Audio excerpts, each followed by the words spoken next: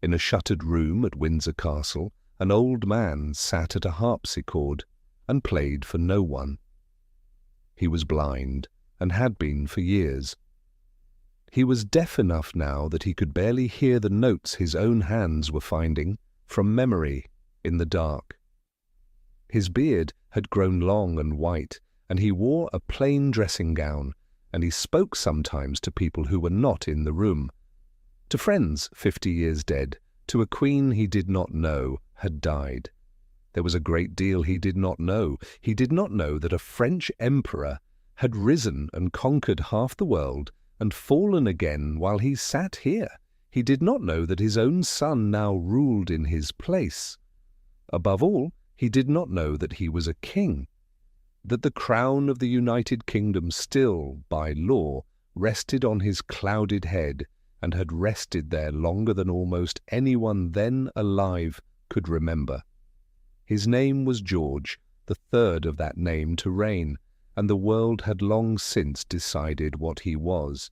To the Americans he was a tyrant, the crowned villain of their declaration, the oppressor they had crossed an ocean of blood to escape. To the British he was a madman, the buffoon of 1,000 savage cartoons, the king who lost his colonies and then his wits. Both of those pictures are famous, both of them are false, because the man at the harpsichord was neither a tyrant nor a fool. He was something the legend leaves no room for at all. And to understand what that was, we must go back, past the madness and the loss, to a sickly infant who was never meant to be king. He very nearly did not live to become anything at all. On the 4th of June, 1738, in a house in London, a boy was born 2 months too soon, so small, so weak, that no one about the cradle expected him to see the week out. He was baptized that same night in haste, as though to make certain of his soul before his body could fail. His name was George William Frederick. He was the grandson of a reigning king and the son of a prince, and by the cold arithmetic of succession he stood some way from the throne, far enough that no one troubled to shape him for it, close enough that fate, if it chose, could still reach out and lay the whole weight of a kingdom upon him. A word about the dates in this story, said once and then set aside. In September of 1752, when this boy was 14, Britain would abandon the old Julian calendar for the Gregorian one the rest of Europe already kept, striking 11 days from the year at a single stroke. Everything told here follows that modern reckoning, and the calendar need not trouble us again. The family into which he had been born was, by the measure of the country it ruled, a foreign thing, and knew it. His great-grandfather, George I, had come from the small German electorate of Hanover to take a crown he could scarcely speak the language of. He had governed Britain in a tongue not its own, and had loved his German gardens better than his English subjects.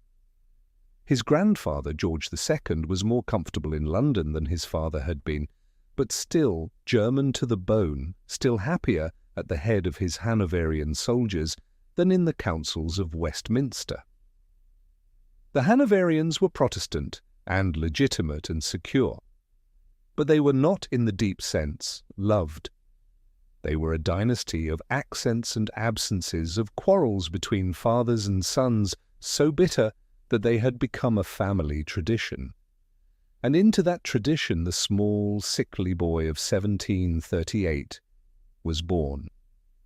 His own father was Frederick, Prince of Wales, clever, charming, extravagant, and, in the settled fashion of his house, at open war with his parents, the King and Queen. Frederick gathered around himself an alternative court of poets and politicians, a rival son to his father's, and in the shadow of that long quarrel the boy George grew up, shy, slow to confidence, watchful, and anxious. He was not a quick child. He was said to have read late and haltingly, and to have carried, all his life, a fear that he was not clever enough, not good enough, not equal to whatever was asked of him. What he had, instead of brilliance, was earnestness. He was dutiful, where others were bright, moral, where others were charming, and he clung to order and to virtue the way an uncertain man clings to a rail in the dark. Then in the spring of 1751, the ground shifted beneath him. His father, Frederick, fell suddenly ill and died of a lingering injury and the infection that followed it, the doctors said, at the age of 44. In an afternoon, the shy boy of 12 became the heir apparent to the throne of Great Britain. He was created Prince of Wales, and the whole apparatus of the succession turned its attention upon a child who had been left, until that moment, largely to himself. He was not left to himself now. His mother, the widowed Princess Augusta, drew close about her son a small and guarded circle, and at the centre of it stood one man, John Stuart, the Earl of Bute, a Scottish nobleman of grave manner and cultivated tastes, who became the young prince's tutor, mentor, and idol. Bute lectured him on history and government, on virtue and kingship, on the sacred duties a monarch owed to God and to his people. To the lonely, dutiful boy, Bute was everything a father had not been: present, patient, certain. George came to depend on him utterly, to sign his letters to him with the language of a devoted pupil, and to absorb from him a vision of what a king should be. Not a party chieftain, not a schemer, but a patriot king standing above faction, ruling for the good of the whole. It was a noble idea. It would also, in time, do him a great deal of harm. For a boy taught that a virtuous king rises above the grubby bargaining of politicians, is poorly armed for a throne where nothing at all can be done without the grubby bargaining of politicians. But that reckoning lay in the future, for now there was only the studious, upright, morally earnest young man, drilled in duty, devoted to his mentor, waiting. He did not wait long. On the 25th of October, 1760, George II died without warning, and the young man of 22 was a king. The country that looked upon him was ready, for once, to be charmed. For nearly half a century it had been governed by elderly Germans who seemed to endure Britain rather than love it. Now, suddenly, it had a sovereign who was young and native-born, and, by the ordinary standard of his house, almost without reproach. He did not drink to excess. He did not gamble away fortunes at the card table. He kept no mistress and courted no scandal. Where his grandfather had been gruff and his great-grandfather remote, this George was diligent, devout, and visibly in earnest, rising with the light and labouring late over the endless paper of the crown. To a people wearied of foreign kings and their poisonous family feuds, he seemed the promise of something cleaner and closer to home, a British sovereign at last, who might actually turn out to be good. He was a new kind of king, and he meant everyone to know it. When he rose to address his parliament for the first time, he spoke a sentence that no Hanoverian before him could have spoken and meant.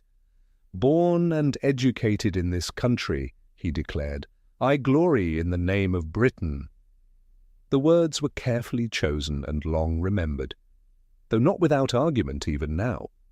Some read the surviving manuscript as Britain rather than Britain, and the personal insertion of the phrase was long credited to the influence of his Scottish mentor Bute, until the king himself, years afterward, insisted the alteration had been suggested to him by no one. Whatever hand had shaped it, the meaning was unmistakable. Here at last was a monarch of this house who had been born on British soil, who spoke English as his first and only true language, who had never seen Hanover and never longed for it. He was theirs, he said so, and he believed it, and he meant to be good. That was the thread running through everything. The earnest boy become the earnest king, who prized virtue and order and duty above all, who looked upon the loose morals of his uncles and the old quarrels of his family, and resolved that his own reign and his own household would be different, sober, faithful, upright, an example rather than a scandal. It was a fine ambition. It was also, though no one could have known it, the raw material of a legend that would one day turn against him, for the very qualities he was proudest of, his conscience, his rigour, his refusal to yield what he believed to be right, would be recast by his enemies across the ocean as tyranny, and the very order he loved would collapse in the end into a disorder of the mind that no order could reach. The tyrant and the madman were both already there, folded invisibly inside the dutiful young man who glorified in the name of Briton. But they were a long way off. In the autumn of 1760 there was only a beginning. He was 22 years old, a king who had never seen a battle and never crossed the sea that had made his family foreigners. He had a crown, a country he had sworn before God to love, and a conscience already grown too large for the throne beneath him. What he did not yet have was a queen, and far away, in a small German duchy, few of his subjects could have found on a map, a plain and clever girl of 17 was about to be told that she would be Queen of England, and that she must leave everything she had ever known forever within the month. The search for a bride had been a quiet, methodical affair, conducted with the same earnest gravity George applied to every duty of his station. He required a princess who was Protestant, of ancient lineage, and, crucially, untainted by the tangled, shifting alliances of the greater German states. A wife who would bring him no faction and no foreign quarrel, only an heir and a household. His envoys sifted the small courts of the empire and returned with a name few in London had ever heard. Charlotte of Mecklenburg-Strelitz, a girl of 17 from an obscure and unpolitical duchy in the flat north of Germany, noted less for beauty than for her intelligence, her plainness of manner, and her composure. She was, in every sense that mattered to him, safe. When she was brought to England in the late summer of 1761, she came as a stranger to everything. She did not speak the language of the country she was to reign over. She knew nothing of the labyrinthine etiquette of the London court, and she had never once laid eyes upon the man who was to be her husband. She met him only hours before their wedding at the gates of St. James's Palace, a young woman of 17 delivered to a king of 23, whom she had crossed a sea to marry sight unseen. According to the accounts of the time, George greeted her with a formal courtly grace, and they were married that very evening, the 8th of September, 1761, in the Chapel Royal. Whatever private terror the girl carried into that candle-lit ceremony, she carried it in silence, and the marriage that began so abruptly between two people who had been strangers at breakfast would prove, against every expectation of the age, one of the most faithful unions ever to sit upon the British throne. The coronation followed a fortnight later. On the 22nd of September, 1761, George and Charlotte were crowned together at Westminster Abbey in a spectacle of gold and ancient ritual, a ceremony that served beneath its pageantry to announce the arrival of a new and different kind of monarchy. With Charlotte at his side, George began the deliberate construction of a court that functioned as a silent reproach to the decades of excess that had preceded it. In the royal apartments, the atmosphere was transformed. The mistresses who had been a fixture of the Hanoverian court simply vanished. The gambling tables that had long drained the pockets of the nobility gave way to the quiet reading of books and the sober pursuit of music. The king rose early, worked until the light failed, and insisted upon a domestic rhythm that mirrored his own preference for order. Where his grandfather and his uncles had made scandal a habit, George made virtue a policy. In the eyes of their subjects, here at last was a royal couple who lived not for the spectacle of power, but for the quiet sanctity of their own hearth. This new order was given a home of its own. In 1761 and 1762, George purchased Buckingham House, a plain brick-built mansion on the edge of the parks, and made it over as the Queen's House, a private sanctuary set deliberately apart from the suffocating grandeur of St. James's. It was here that the king could play the part of the man he most wished to be, not the sovereign in his robes, but the gentleman farmer, the student of botany, the collector of clocks. To his people he became known, half in affection and half in mockery, as Farmer George, a name that spoke to his genuine, almost obsessive interest in the rhythms of the soil, the rotation of crops, and the improvement of livestock. He corresponded with agricultural experts on the draining of fens and the breeding of sheep, and walked the grounds of his estates with the dirt of the land on his boots. In his private tastes he was startlingly simple, preferring plain mutton to the elaborate sauces of the French kitchens, and the company of his own children to the posturing of the court. And of children there would be a great many. Between 1762 and 1783, that quiet household became a nursery kingdom. 15 children were born to George and Charlotte across 21 years, a torrent of life that filled the halls of Windsor and Kew. 13 of them would survive into adulthood, a mercy in an age that seldom granted it, though the family did not escape unwounded. 2 little sons, Alfred and Octavius, died in infancy in 1782 and 1783, and the king grieved the loss of the younger boy with a rawness that startled those around him. For George, this fruitful household was the crowning achievement of his domestic ideal. He was an involved, if demanding, father, present at his children's lessons, deeply invested in their moral development, overseeing their education with a meticulous and sometimes stifling attention. He wanted, above all, that his children should be good. In one thing, at least, the record is unusually plain. In an age when a royal mistress was almost an office of state, no mistress of George III is anywhere recorded.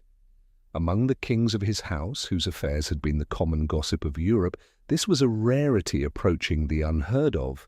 By every contemporary account he was simply a faithful husband, and Charlotte, whatever the coldness or the strain the later years would bring, remained the one fixed companion of his entire adult life. It is not necessary to imagine what passed between them to state what the record shows, that for more than half a century they were never, in the ways that scandal measured, unfaithful to one another. The weight of the king's expectations fell most heavily upon his eldest son, the Prince of Wales, born on the 12th of August 1762, the first of the 15, and from the hour of his birth a living symbol of the future, the heir who stood as a constant reminder that the king's own time was finite. The tension between the father's demand for order and the son's appetite for the very excesses George had spent his life rejecting began almost as soon as the boy could walk. The king wanted a reflection of his own virtue. The prince wanted the freedom his father had never permitted himself. Nor was the friction confined to the heir. The daughters, too, would feel the pressure of that close and anxious love. Kept near their parents, their marriages delayed year after year, their lives narrowed to attendance at a court that could not bear to let them go.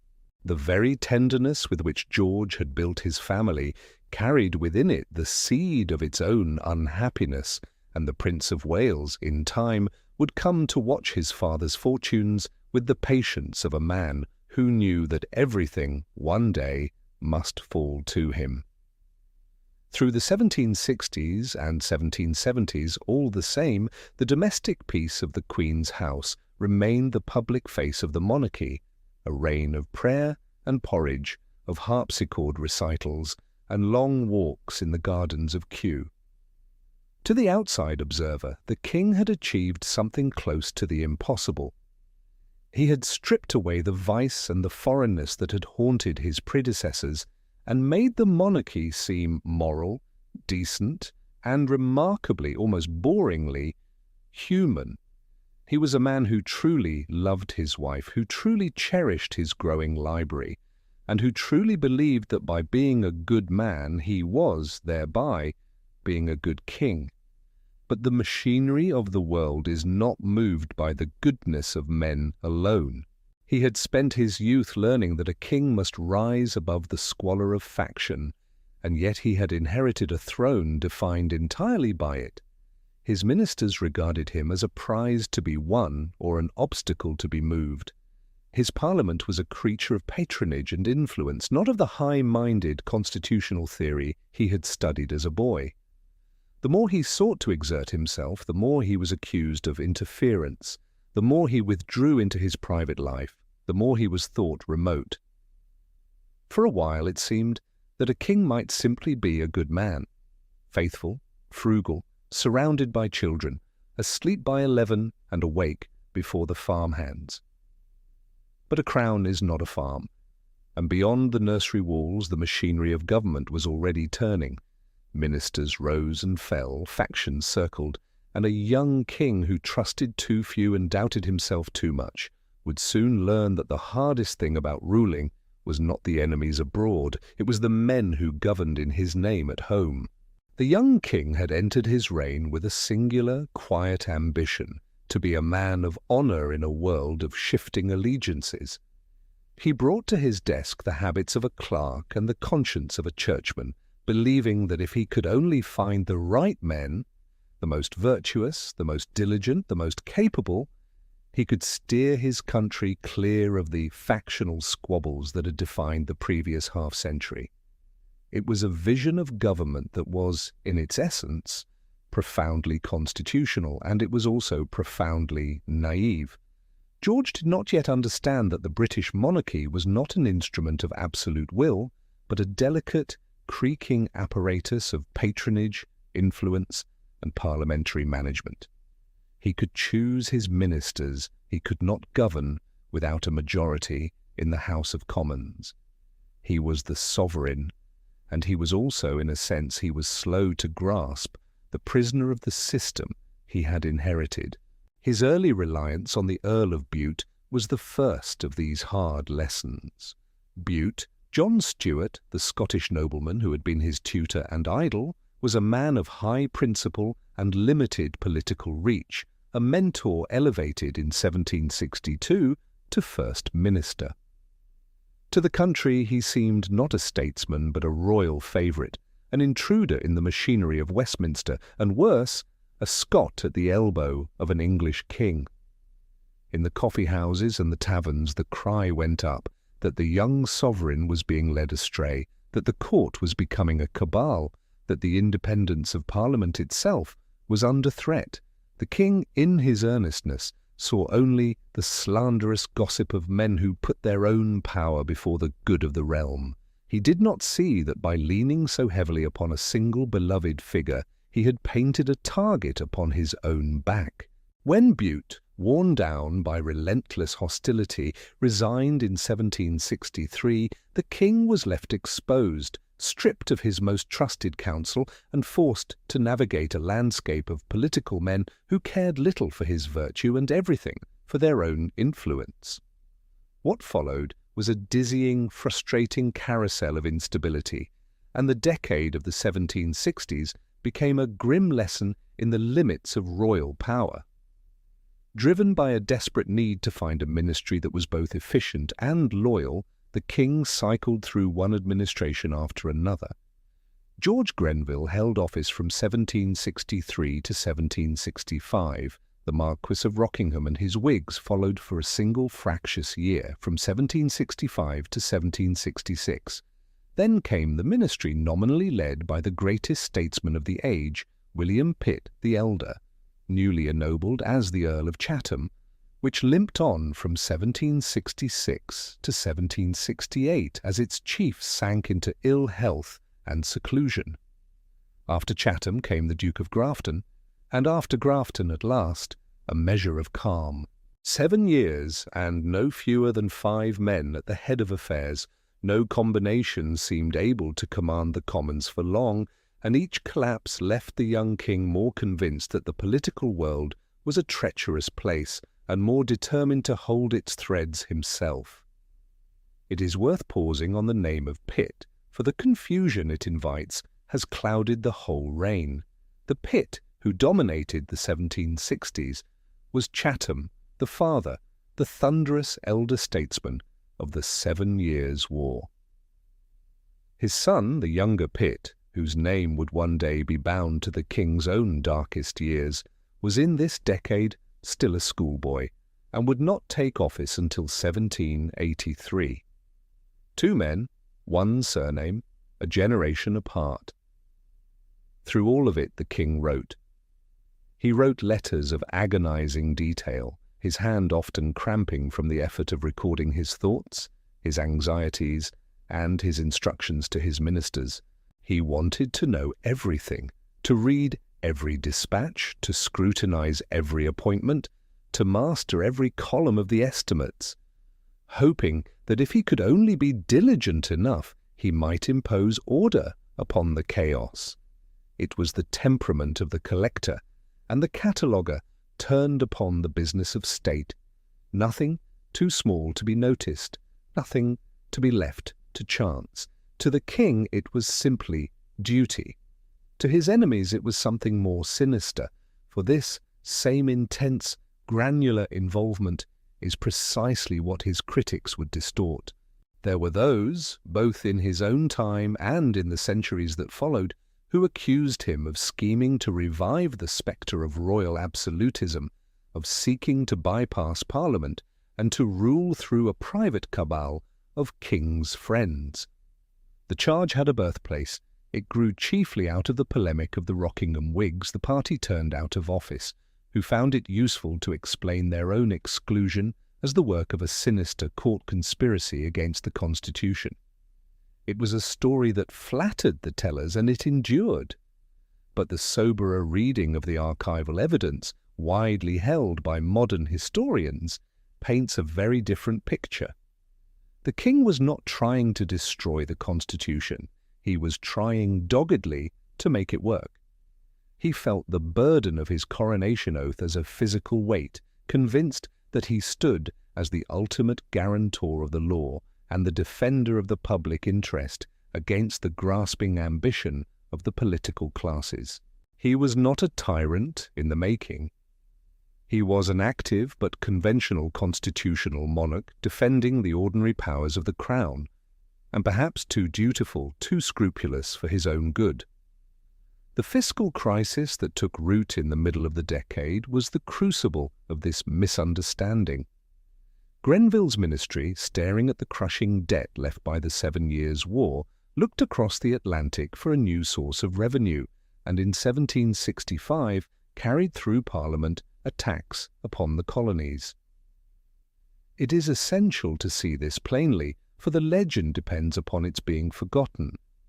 The resulting measure was not born in a royal closet, nor decreed by a vengeful king. It was a ministerial policy devised by Grenville, debated in the ordinary course of business, and passed by the votes of the Commons and the Lords. The king signed it, as he signed hundreds of other bills, because he believed it to be the lawful act of his government, necessary for the defence of the empire he had sworn to protect. He did not possess the prophetic sight to see the spark it would strike 3,000 miles away. He saw only the columns of accounts, the requirements of law, and the plain duty of the mother country to sustain its own defence. As the decade turned, the endless reshuffling gave way at last to a more permanent fixture. In 1770 the king found in Lord North a minister who could both manage the volatile temper of the House of Commons and serve as a steadying hand at the head of the Treasury. North was a man of wit and patience, easy where the king was intense, and companionable where others had been merely useful.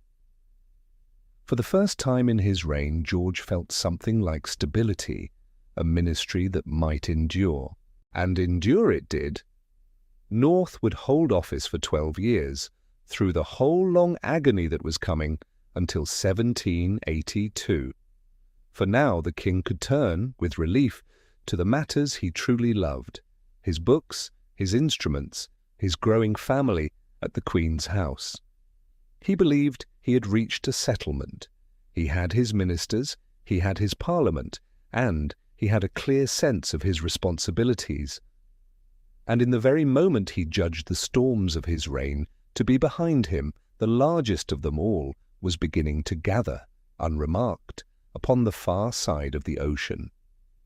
He was, as he had always meant to be, a king who worked within the rules, a servant of the law, a man whose every action was guided by the conviction that duty was the highest form of patriotism. Yet even as he found this comfort, the threads of the future were drawing tight. The king believed he was doing only his duty, choosing honest ministers, guarding the rights his coronation oath had charged him to guard, signing what Parliament set before him.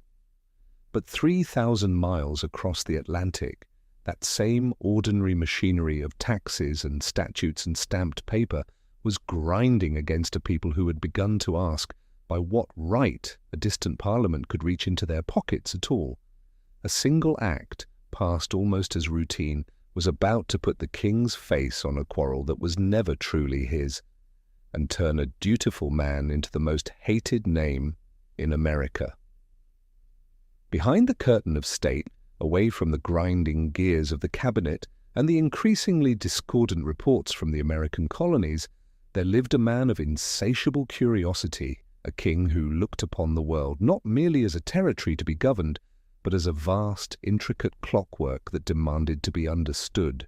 While the caricaturists were busy sketching him as a rustic buffoon in a threadbare coat, the real George was quietly assembling one of the most magnificent private libraries in the history of Europe. He gathered some 65,000 printed volumes, together with thousands of pamphlets, manuscripts, maps, and drawings, a mountain of literature, science, theology, and history that he did not merely own, but read, annotated, and curated with a precision bordering on the devotional. This was no idle hobby of a bored aristocrat. It was the life's work of a man who believed that to be a king was, in some part, to be a shepherd of knowledge, and who found in the quiet of his shelves a sanctuary from the tumult of his reign, a place where the chaos of human ambition might be distilled into the permanence of ink and binding. It was a treasure he did not mean to hoard. By its scale and its range it stood among the great libraries of Europe, the equal of collections that princes and universities had taken generations to amass, and it had been gathered, unusually, by a man who actually opened its doors, admitting scholars to consult its shelves rather than sealing his treasures away. Long after his death, in 1823, his son would present the King's Library to the nation, where it became a foundation stone of the library of the British Museum and endures to this day among the greatest of the country's collections. His hand reached into nearly every corner of the cultural life of his country. In 1768 he became the architect and patron of the Royal Academy of Arts, granting it not only his name, but rooms to meet in and the money to survive its fragile infancy. He saw in the arts a mirror for the nation's soul, and he appointed the painter Joshua Reynolds as its first president, helping to foster a golden age of British portraiture that would immortalize the very faces of his era. To walk through the rooms of his life is to meet a man wholly engaged with the intellectual pulse of the 18th century. He was a patron of horology, surrounding himself with the finest clocks and watches of the age, fascinated by the marriage of mechanical perfection and the passage of time. He was a student of geography and a lover of maps, poring over the coastlines of his empire as though he might hold the very shape of the earth in his hands. And he was, all his life, devoted to music, above all to the majestic, sacred works of Handel, the German-born composer who had made his career in England, whose oratorios the king heard and reheard with an unfeigned reverence that never dimmed, and whose steady, ordered grandeur seemed to answer something in his own nature. The threads all ran together in him, the books, the clocks, the maps, the music, the star. They were the various expressions of a single appetite, the wish to gather the whole of creation, to set each thing in its place and to understand it. It was this same restless, systematic mind that found its most cosmic expression in the night sky. On the 13th of March, 1781, a German-born musician and self-taught astronomer named William Herschel, a man who spent his days teaching music in the city of Bath and his nights grinding his own lenses in the dark, turned a homemade telescope upon a faint point of light and saw what no human eye had ever knowingly recorded. He had found a new planet, the first to be discovered in the whole of recorded history, doubling at a stroke the known span of the solar system. In a gesture of profound gratitude and deference, Herschel named his discovery the Georgium Sidus, George's star, in honor of the king. It was a singular moment, the only time a world has ever been named for a British sovereign. George, recognizing both the genius of the man and the magnitude of the finding, granted Herschel a royal pension of some £200 a year and drew him near as the king's own astronomer, freeing a struggling music master to spend the rest of his life mapping the heavens. In the end, the name would not hold. The astronomer Johann Bode proposed in 1782 that the planet be called Uranus, and in time that older, colder name prevailed. But for a few years a British king had a star, and it was the one his people gave him gladly. There was a peculiar, quiet intensity in this pursuit of order. George's was a mind that thrived on classification, on the placing of every star and every book and every political duty into its proper, rational category. He was a man who believed that if one could only master the details, one could master the whole. It was a temperament that served him beautifully in his study, where the silence permitted a perfect focus. It may also, in the fullness of time, have become a source of immense internal strain. Scholars looking back through the wreckage of his later life have sometimes wondered whether this same relentless need for order, this rigid, exhausting attention to every minute particular of governance and of personal conduct, was itself part of what made him so vulnerable when the world at last refused to remain in its proper place. But here we must tread with great care. We cannot know whether the same mental architecture that let him catalogue the stars was also the architecture that would one day collapse under the weight of an unnamed, recurring, and devastating illness. We must be wary of drawing bold lines where the evidence is silent, and warier still of diagnosing the past in the confident vocabulary of the present. What can be seen and cannot be unseen is the terrible contrast that the coming years would draw between the king who brought light to the Royal Academy and the king who would later be bound into the darkness of a restraint chair, between the mind that measured the orbit of a planet and the mind that would lose its own bearings entirely. In these middle years, though, none of that had come to pass. In these years, George was the very embodiment of the Enlightenment ideal, a sovereign who saw the world as a place to be measured, improved, and understood. He was Farmer George, not because he was a fool, but because he delighted in the practical science of agriculture, in the soil and the seed, and the patient betterment of the land. He was a man who loved the harmony of a Handel chorus and the quiet rigor of a scientific treatise, and who believed, with the whole force of his careful nature, that reason was the final arbiter of all things. Yet even as he looked upward to the orbits of planets and inward to the pages of his books, the political earth beneath him was shifting with a violence he could neither categorize nor control. He had built his world out of logic, duty, and the steady acquisition of knowledge, trusting that a king who lived by such virtues would be spared the caprice of fortune. He had tried to be the patriot king that Bute had taught him to be, standing above the squabbles of Parliament and seeking only the welfare of his people. But he was a king who could read the stars and could not read the temper of his own subjects across the sea. He had spent his life gathering the world, ordering it, guarding it, and he did not yet perceive that the grandest and most tragic experiment of his reign was already unfolding far beyond the reach of his telescopes and the silence of his study.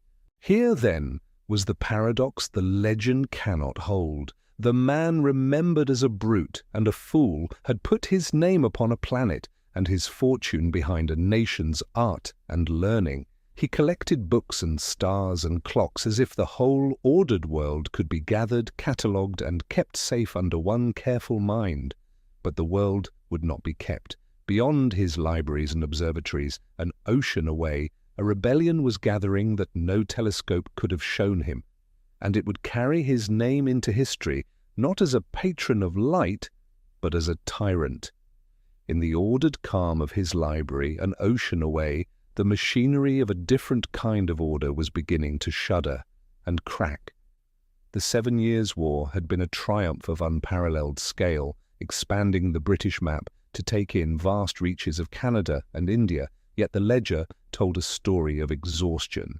Victory had come at a price that threatened to bankrupt the state, leaving behind a debt of such staggering proportions that the men in Westminster looked across the Atlantic with a cold and desperate need for revenue.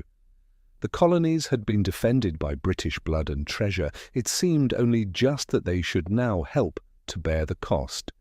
The logic seemed, to the London cabinet, as firm as the granite of the Treasury. In 1765, under the ministry of George Grenville, Parliament passed the Stamp Act, a tax upon paper, upon legal documents, newspapers, licenses, and the very instruments of colonial trade, each of which was now to carry an official stamp bought from the Crown. It was a modest sum, intended to help fund the imperial garrison that guarded the American frontier. But its arrival across the ocean was greeted with a shock that rippled through the seaports and the counting houses like a sudden fever. It was not the coin that mattered, it was the question of the source. The colonists, hardened by decades of what they had come to regard as a loose and salutary neglect, saw the tax not as a contribution, but as an encroachment. If they were to be taxed, they argued, it must be by their own assemblies, where they held the franchise, and not by a parliament 3,000 miles away in which they held no seat. They called it taxation without representation. To the ear of a British minister, the phrase was a dangerous absurdity, for Parliament they held was the supreme authority of the whole empire, representing the interest of every subject of the Crown, whether that subject dwelt in a London townhouse or a Boston cabin. George stood at the centre of this gathering storm, not as an architect of malice, but as a king who held the constitutional sovereignty of Parliament to be the very bedrock of British liberty. He was not a man to waver when he believed he was upholding the law. When the Stamp Act buckled under the weight of colonial boycott and unrest, the ministry repealed it in 1766, but it repealed it with one hand while raising the other.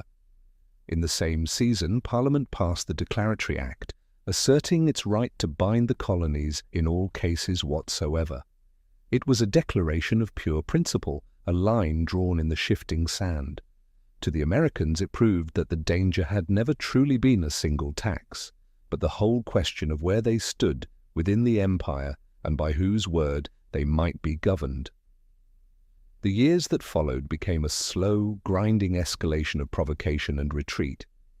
In 1767 came the Townshend duties, a fresh set of levies laid upon tea, glass, paint and paper as they entered colonial ports.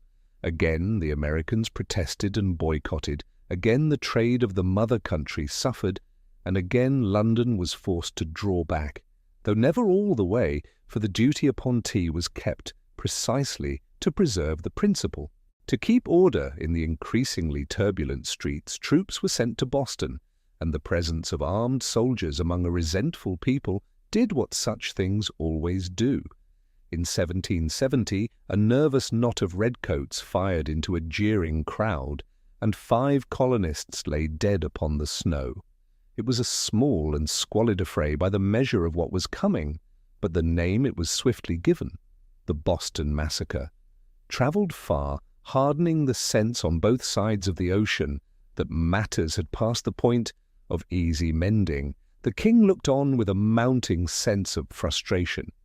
He saw a loyal people being led astray by agitators and radicals. He saw his own authority and the authority of his parliament treated as a suggestion rather than a law. He did not seek to be a tyrant. He sought to be a monarch whose writ was as valid in the wilderness as in the capital. But the more he insisted upon the principle of parliamentary supremacy, the more that principle looked to the Americans like a cage. By the early 1770s, the rift had widened into a chasm. In 1773, a band of colonists boarded merchant ships in Boston Harbor and cast their cargoes of taxed tea into the water. A deliberate destruction of property meant to strike at the legitimacy of the tea duty itself. The response from London the following year would seal the fate of the imperial bond. Parliament passed the coercive acts, the intolerable acts as they were bitterly renamed in the colonies, closing the port of Boston until the ruined tea was paid for and stripping away much of the cherished self-government of Massachusetts. The king gave his assent, persuaded that the hour for conciliation had passed and the hour for firm, restorative justice had come. He supported Lord North and his ministers in the conviction that a steady hand would quiet the provinces. Instead, it united them. The skirmishes at Lexington and Concord in the spring of 1775 turned the political argument into a war, and yet even then the fiction of reconciliation flickered in the king's mind. He still believed that the great mass of the colonists were loyal subjects held hostage by a violent few. He could not conceive that a settled desire for independence lay at the true heart of the conflict, because to him the bond between the crown and the colonies was not a contract to be dissolved, but a sacred trust to be kept. He was a man of his time, of rigid constitutional conviction, and he could not see that the world was turning toward a horizon he did not recognize. Then came the summer of 1776, and with it the final severing of the tie. On the 4th of July, the Continental Congress, meeting in Philadelphia, adopted a Declaration of Independence, and it did not lay its grievances before the ministers who had devised the taxes, nor before the Parliament that had passed the laws. It laid them before the king. In language built to endure, it announced that the history of the present King of Great Britain is a history of repeated injuries and usurpations, and set out a long catalogue of charges: dissolved assemblies, standing armies, obstructed trade, justice denied, heaping every one of them upon a single figure, the King of Great Britain. It was a brilliant and devastating rhetorical strategy. By gathering the whole weight of blame upon one man, the Americans transformed a tangled constitutional dispute into a morality play. A revolution needs a villain to justify it, and George provided the perfect silhouette, the distant, unyielding monarch who had turned his face against his people. They painted him in the colors of a despot, a caricature that would swell in the American imagination until it bore no resemblance whatever to the quiet, domestic, book-loving man who spent his evenings in his study at Kew. But it must be said plainly, the tyrant of the Declaration was a mask, and the reality beneath it was a conventional constitutional king who neither devised the taxes alone nor could have repealed them alone. Policy had been made in cabinet and carried in parliament. The king had supported firmness, but he had not authored it in solitude. None of that could compete with the clean, terrible clarity of a single royal name nailed to a list of crimes. For the king read the Declaration not as a charter of liberty, but as a manifesto of treason. It ignored, in his eyes, the reality of his government, the collective will of his parliament, and the shared history of the empire, fixing the whole rebellion upon his person.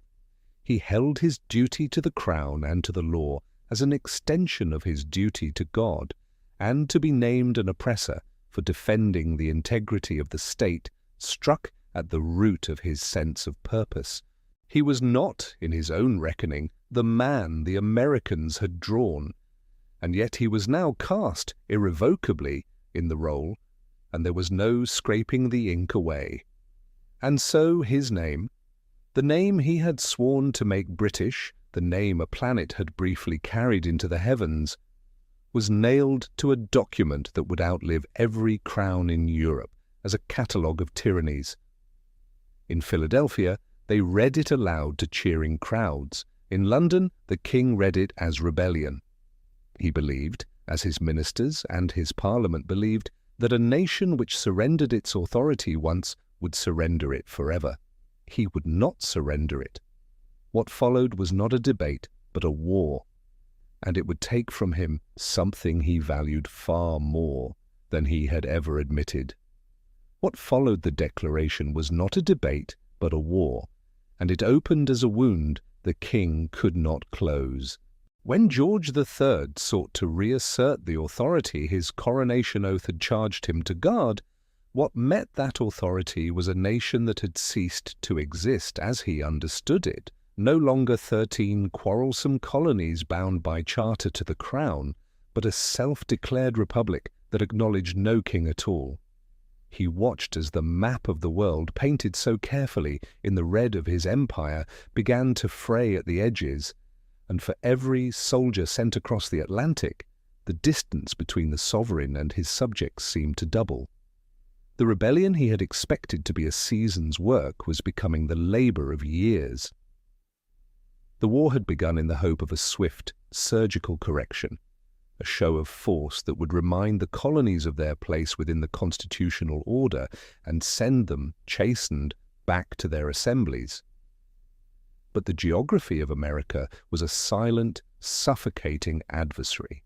It was a vastness that devoured armies, a wilderness of forest and river and half-made road where the ordered rules of European warfare dissolved into mud and shadow, where a general might win every battle and still command nothing but the ground his men stood upon.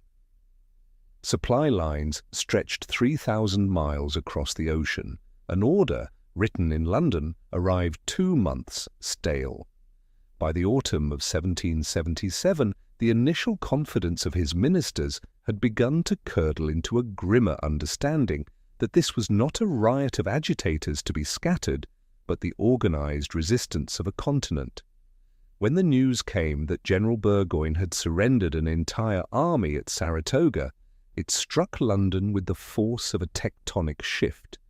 It was not merely the loss of one general and his soldiers, it was a signal to every court in Europe that the British lion could be made to bleed. France, waiting in the wings of diplomacy for a chance to avenge her own defeats, saw the opening she had long sought, and in 1778 entered the war as America's ally. Spain followed in 1779, and the Dutch soon after. What had begun as a colonial quarrel shed its skin and emerged as a global struggle, and Britain now found herself guarding Gibraltar and the Caribbean sugar islands, the coast of India, and the very waters of the Channel, while the American fire burned on unabated. A war for a handful of colonies had become a war for the survival of the empire itself, fought on 4 continents and every ocean between them. Through every darkening dispatch, George remained the immovable object. His ministers, worn down by mounting debt and the political cost of a war that would not be won, wavered and hinted at negotiation. The king would not hear of it. He regarded the colonies not as a ledger of profit and loss, but as a trust. He was bound in conscience to keep whole, a limb of the body politic that could not be cut away without killing the whole. To yield, he believed, was to betray the honour of the crown and to invite every other possession of the empire to follow America out the door. For the king, the war was never an abstraction managed at a distance. He read the dispatches himself, studied the maps, tracked the movements of regiments and the fitting out of fleets, and pressed his ministers with a steady stream of memoranda in his own hand. To his opponents in Parliament, this diligence looked like proof that the American war was the king's personal war, waged to gratify a monarch's pride, and the charge, useful then and durable ever since, helped fix in the public mind the very caricature the facts do not support. The policy of coercion was made in cabinet and carried through Parliament by majorities that Lord North could command. George urged it, supported it, and would not let it fall, but he did not invent it, and he could not have waged it a single day without the votes of the Commons. The distinction mattered little to the men dying for it, and less to the pamphleteers who needed a villain with a crown. His letters from these years return again and again to the same grim refrain, that perseverance must in the end break the rebel's spirit, that a nation which surrendered its authority once would surrender it forever. He could not see, or would not, that in the eyes of his American subjects that very firmness had become the living proof of the tyranny they had proclaimed. And then the end came, not with a roar, but with the quiet finality of a wet October afternoon. At Yorktown, a Virginia town pinned between the York River and the guns of a French fleet that had seized the Chesapeake, Lord Cornwallis found his army trapped between Washington's forces on the land and the sea he could no longer cross. On the 19th of October, 1781, he surrendered. When the news reached London the following month, it fell upon the government like a sentence of death. Lord North, the King's long-suffering First Minister, who had begged for years to be released from an office he had never wanted, received the report and is remembered to have cried out, as though struck, "Oh God, it is all over." It was the voice of a man stretched past breaking by his master's resolve. Yorktown shattered the last illusion of victory, and the will to continue drained out of the Commons. Within months, North's ministry, which had carried the American war for a dozen years, collapsed, and in March of 1782 he at last laid down the seals of office. The king was left to face a new government he distrusted, one pledged to make the peace he had sworn he would never make, and to concede in ink what had been lost in the field. In the solitude of his private apartments, George wrestled with the wreckage of everything he had held. It is recorded that in the spring of 1782, confronted with a ministry that would compel him to abandon America, he set down on paper an instrument of abdication, a draft in which he contemplated surrendering the crown to his son and withdrawing into the private life he had always half longed for. He never signed it, he never sent it. It survives only as a ghost of an act, a private measure of how deep the wound ran in a man who, to the public, wore a face of iron.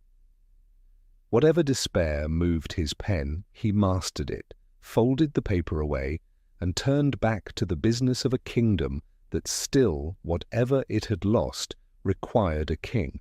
The formal surrender came with the Treaty of Paris, signed on the 3rd of September, 1783.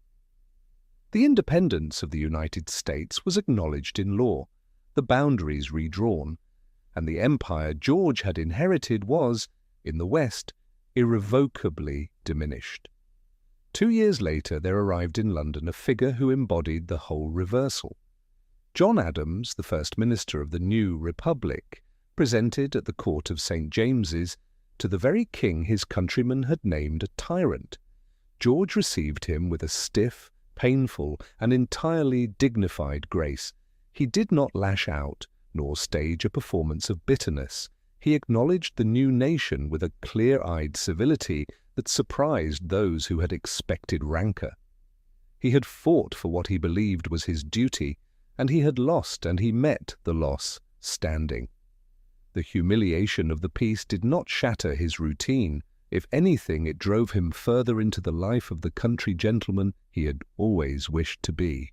He returned to his agricultural experiments and his herds, to the mechanical patience of his clocks, and to the vast and growing library that was among the great collections of Europe. He sought comfort in the ordered heavens, in the work of William Herschel, whose home-made telescope had lately found a new planet that the astronomer had named, in gratitude for the king. It was a world of settled laws and of things that behaved as they were made to behave, the opposite in every way of the unruly continent that had cost him so much. He had lost an empire in the West and kept his crown, and to the world he bore it with the stiff composure duty demanded. He returned to his farms and his telescopes, his 15 children, and his quiet, faithful queen, and for a few years it seemed the storm had passed him by. But the greatest catastrophe of George's life would not come from across any ocean, nor from any parliament or army. It was already inside him, waiting, and when it came, it would not take his colonies. It would take his mind. The autumn of 1788 arrived with a golden, deceptive stillness at Windsor, but within the king the world had already begun to fracture. It did not come all at once. That summer he had gone to Cheltenham to take the waters, complaining of a stubborn ailment in his stomach and bowels, and for a time he had seemed to mend, but by the return of autumn something darker had settled upon him. There was at first only an uncharacteristic irritability, a restlessness that set him pacing the draughty corridors long after the household had gone to sleep. He spoke with a frantic, breathless speed, his words tumbling over one another in a torrent that could find no shore until his voice grew hoarse. And still he could not stop. He complained of a fever in his blood, of cramping pains that travelled from his belly to his limbs, of an exhaustion no rest could reach. His physicians, men trained in the old science of humours and balances, of bleeding and purging, were baffled. They dosed him and drew his blood and watched, helpless, as the sovereign they had known for nearly 30 years grew stranger by the day. The steady farmer's eyes that had once looked so plainly upon the world now seemed to look through it, or at things no one else could see. Within the walls of the palace a heavy, stifled terror took root. The servants whispered in the kitchens. The courtiers moved with a cautious sideways tread, fearful of meeting a monarch who no longer kept the ordered hierarchy of his own court. Among those watching with a breaking heart was Francis Burney, the celebrated novelist who had entered royal service in 1786 as keeper of the robes to the Queen. Her private diaries, kept in a precise and trembling hand, would become the most intimate record of the catastrophe that survives, and it is through her eyes, more than any others, that we are permitted to see it. She saw the king not as the gilded figurehead of the caricatures, but as a man of great personal kindness, being slowly erased from within. She wrote of his frantic, wandering speech, of a voice once resonant now breaking into fragments, and of the aching silences that fell after each outburst. As the king's condition worsened, and as he was at last removed from Windsor to the greater privacy of Kew, the sickness that belonged to one household became the property of a whole nation. Rumours, as cruel as they were persistent, bled out from the palace into the streets of London. It was whispered in the taverns and coffee-houses that the king had been found in the gardens, attempting to shake the hand of an oak tree, addressing it gravely as the King of Prussia. Whether any such scene ever occurred cannot be established, and the likelihood is that it never did. It has every mark of malicious invention, a tale carried by those who found a suffering man less diverting than a broken buffoon. Yet that such a story could be believed at all measured the public dread. A country that had leaned on this king's steadiness for a generation found itself, without warning, staring into an abyss. If the palace was a place of sorrow, the halls of Westminster were a place of cold calculation. As the king's incapacity passed from secret to open fact, the ordinary business of government faltered, for no bill could become law, and no parliament even be properly opened without the assent of a sovereign who could no longer give it.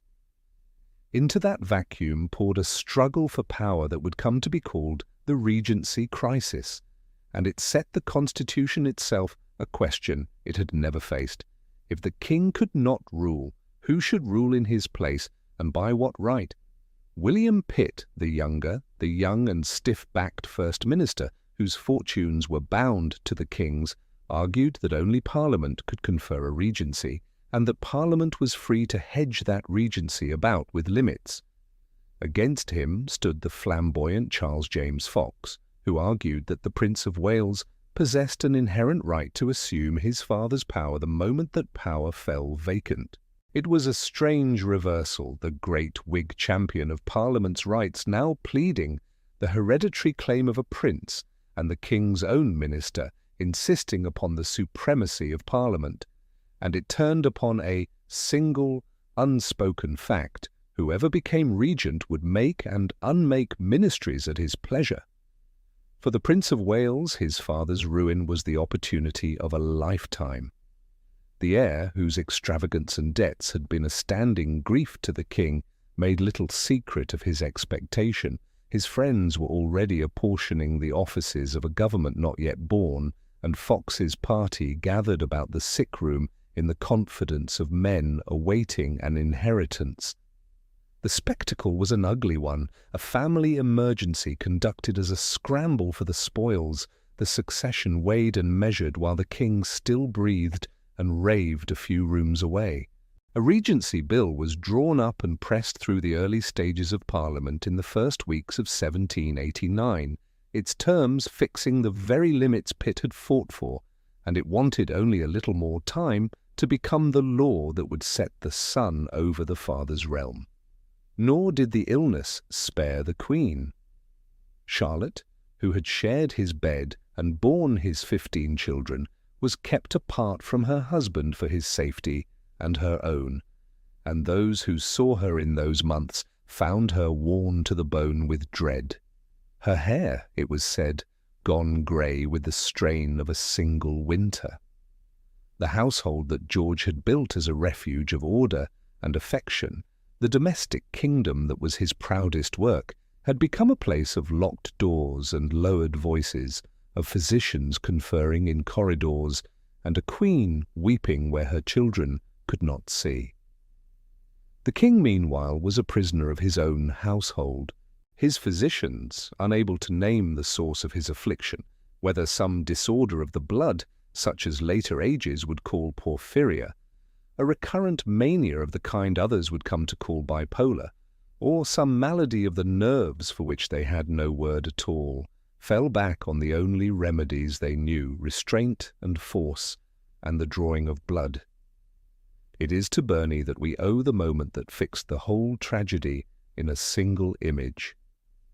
On a bitter morning in early February 1789, she was walking in the gardens at Kew when the king, escaped from his keepers, came suddenly into view.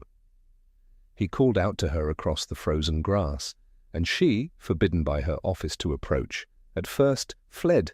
Then, hearing the strange loneliness in his voice, she stopped. What she saw was not a king but a man, pale, breathless, bewildered, reaching after a reality that had slipped from his hands. Rank and station dissolved, and there was only a frightened human being calling her name.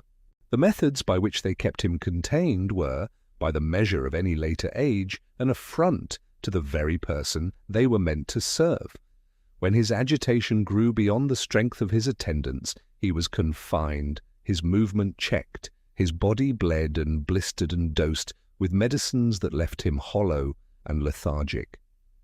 The men who did these things were not monsters of the Gothic kind. They were physicians of their century, reaching in good faith for the only instruments their science had put in their hands, and finding those instruments useless against a sickness no one understood. They spoke of the king in the third person as of a case rather than a sovereign, while a few rooms away the prince's circle waited on the turn of events. And then, as the winter wore toward its end, the turn came. Slowly, against every expectation, the storm within him began to subside, the wild speech quieted, the fever of the mind cooled, and the man who loved his books and his clocks returned by degrees to himself. By late February, the king was mending, the Regency Bill was quietly set aside, and a kingdom that had held its breath for months let it go at last. By February, the king was recovering, the Regency Bill was abandoned, the bells rang out across a relieved kingdom, and it was possible to believe the horror had been a single, freakish storm. But the men who had gathered at his bedside had seen something they would not forget, and neither, in his rare, clear hours, would he.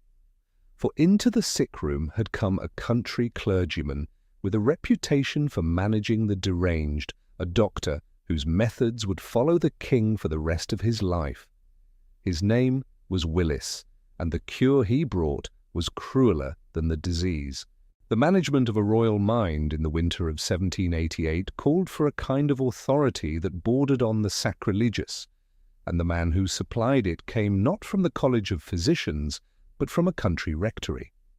The Reverend Dr. Francis Willis was near 70 years old, a clergyman who had taken up medicine and turned his house at Grateford in Lincolnshire into a private asylum for the deranged, and he arrived at Kew that December on the strength of a reputation for restoring the lost to their senses.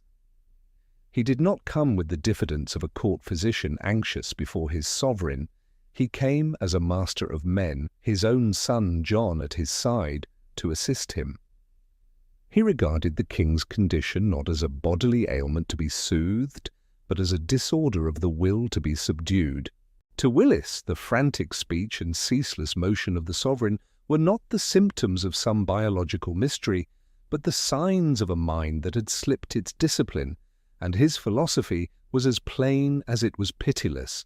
A patient, even a king, must first be broken to obedience before he could be made well. He must be watched, corrected, intimidated, and forced back into the narrow geometry of an ordered life. It was said that Willis could quiet him with a look, fixing him with a steady and commanding eye until the sovereign faltered before his own keeper. The methods Willis carried into the royal apartments were the ordinary furniture of the late Georgian madhouse, adapted to the extraordinary burden of a crown, and they were applied with a clinical composure that makes them no easier in the retelling. When the king's agitation ran beyond the strength of those about him, he was placed in a strait waistcoat, the long sleeves drawn across his body and bound so that his arms were pinioned and still. When even that would not answer, he was fixed into a heavy chair built to hold him motionless for hours together. It was this device more than any other that became the dark emblem of his confinement, for the king was said to have looked upon it and named it with a bitter and terrible irony his coronation chair, as though the power to bind him were the only sovereignty now left to him. The physical interventions did not end with restraint. The medicine of the age held that the humours of the body must be kept in balance, and that a fever settled in the mind might be drawn off through the flesh, and so the king was blistered, caustic plasters laid upon the skin to raise weeping sores that were meant to pull the malady outward, and bled to quiet his racing pulse, and purged in the belief that the seat of reason might be reached through the body's lower workings. There was no cruelty of intention in any of it. These were the desperate, mistaken labours of men who had no knowledge of the brain or its chemistry, doing the only things their science permitted for a patient in torment. They treated the king precisely as they would have treated any other soul brought to their care, and that was the whole horror of it.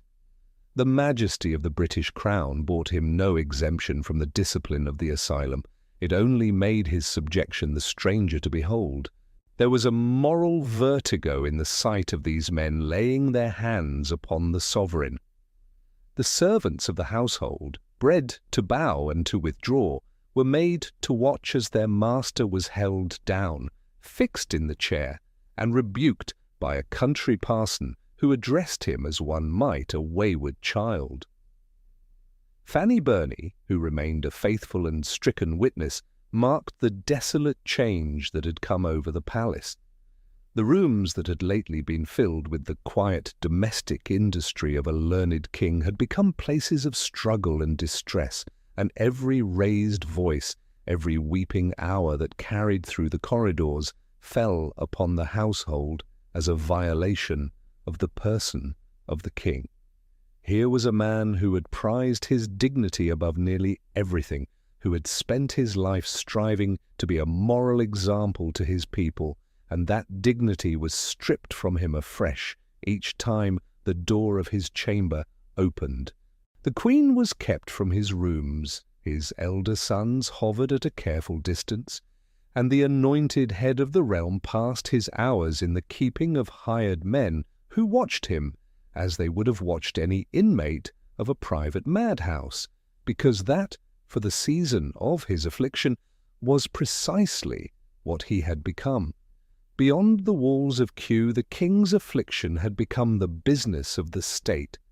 Through the early weeks of 1789, the physicians were summoned before committees of Parliament and questioned day after day upon the one matter on which the fate of the government now hung, whether the king would recover and when. Willis professed confidence. The king's regular physicians were more guarded, and the members who examined them understood that a nation's whole course might turn upon the answer. It was an extraordinary spectacle, the health of a single failing man dissected in evidence, weighed, and disputed by politicians, while the man himself lay bound and blistered a few miles upriver, unaware that his prospects were being canvassed like the odds upon a race. Never had the private body of a king been made so public a thing, nor the line between the person and the office worn so perilously thin. And then, as the bleak winter wore on, the tide began, against all reckoning, to turn, whether it was the sheer exhaustion of the king's body at last demanding rest, whether Willis's harsh regimen had somehow ordered the nervous system, or whether the illness had simply run its natural course and would have lifted whatever anyone did, no one could say, and no one to this day can. The doctors claimed the victory, and a public desperate for its king was glad to grant it them. Slowly his speech came back to sense, the fever of the mind cooled, and the disjointed prayers and sudden angers gave way once more to the methodical habits of the man who loved his books and his clock. By the spring of 1789, the king was not merely lucid. To every outward eye he was himself again. The relief of the nation was without measure. On the 23rd of April, 1789, the king rode in state to St. Paul's to give public thanks for his recovery, and the bells rang, and the streets blazed with illuminations, and the people looked upon a sovereign older and thinner, but as upright and diligent as ever. Willis was showered with honours and a handsome pension, and returned to his Lincolnshire parish a man of sudden and immense renown, his methods vindicated, it was said, by the most spectacular cure in the memory of the realm. But the truth was far more uncertain than the celebrations allowed. There was no means then, and there is none now, to know whether the medicine had saved the king or whether the king had survived the medicine. The secret locked in his blood or his brain was as sealed after the crisis as it had been before it began. He returned to his family, to his queen, and to the grinding labour of the throne. He walked again in his gardens at Kew, among the familiar trees and the ordered rows of his estate, trying to gather up the life the nightmare had interrupted, and he took up his duties with the same crushing sense of responsibility he had always carried. But something had shifted behind his eyes. He had looked into the abyss and seen his own mind give way, and he knew that the men who had bound him had seen it too. He knew that in the chambers of Parliament his replacement by his own son had been openly debated and very nearly done. He was restored to his crown, and more alone within it than he had ever been. He recovered, and the world chose to call the doctor a hero. Willis was rewarded, the king was restored, and the strait waistcoat and the restraint chair were folded away as though they had never touched a sovereign's body. But they had, and everyone in that household knew it, and so did the king. He would spend the rest of his reign under a quiet, watchful dread, knowing that the darkness could return, and that if it did, the same hands would come for him again. For now, though, his people wanted only to love him, and soon they would have the chance to prove it with a stranger's blade and a madman's pistol. The years that followed the first great crisis of his reign were marked by a strange and quiet transformation. The king, who had been reviled for the loss of his American colonies and then mocked for the fragility of his own mind, began to emerge as something entirely different, the symbol of a nation's endurance. It was a paradox of the age that the monarch, who had once been the target of the most vicious political satires in the history of the press, now found himself, by the mid-1790s, the focus of a genuine and widespread public affection. He was no longer the young, uncertain sovereign clutching at the threads of constitutional order. He was Farmer George, the steady, plain-spoken father of his people, who walked the cliffs of Weymouth in the salt air, and conversed with the common folk about the quality of their harvest and the price of their grain. This popularity was not merely the result of time's softening hand, it was forged in the heat of a new and frightening era. Across the English Channel, the French Revolution had torn the old world apart, and as the decade turned, the long shadow of a continent at war reached even to the steps of the royal palaces. From 1793, Britain herself was locked in war with revolutionary France, and would remain so, with scarcely a pause, for more than 20 years. In this climate of instability, the king's very predictability became a source of national comfort. His devotion to his family, his rigid adherence to his daily routine, and his stubborn, quiet piety were no longer seen as the failings of a pedantic mind, but as the pillars of a society desperate to remain upright amidst the storm. He became the anchor of a conservative England, a man whose character seemed to resist the revolutionary fervour that had set Europe aflame. It was the age, too, when the savage art of the print shop began, curiously, to soften toward him. James Gilray and his rivals had spent a decade rendering the king as a mean and blinking miser, a Farmer George counting his halfpennies over a boiled egg, and it is worth remembering, whenever such a plate is set before us, that we are looking at a caricature and not a likeness, a weapon of the passing moment, and not a portrait of the man. But as the guillotine did its work across the Channel, the same etching needles that had mocked his thrift began to make a virtue of it. The plain, frugal, church-going king who had once seemed a figure of fun now seemed the very opposite of the murderous grandeur unfolding in Paris, and the cartoonists, following the public mood, half abandoned the joke. The buffoon of the prince was quietly becoming the father of his country. Yet even as he was elevated to the role of a national icon, the reality of his position remained fraught with a peculiar, recurring danger. He was a man who lived his life in the public eye, yet whose vulnerability was never truly erased. This was brought into sharp focus by the attempts upon his life, incidents that revealed, more than any portrait could, the stark difference between the caricature of the tyrant and the man who actually stood upon the throne.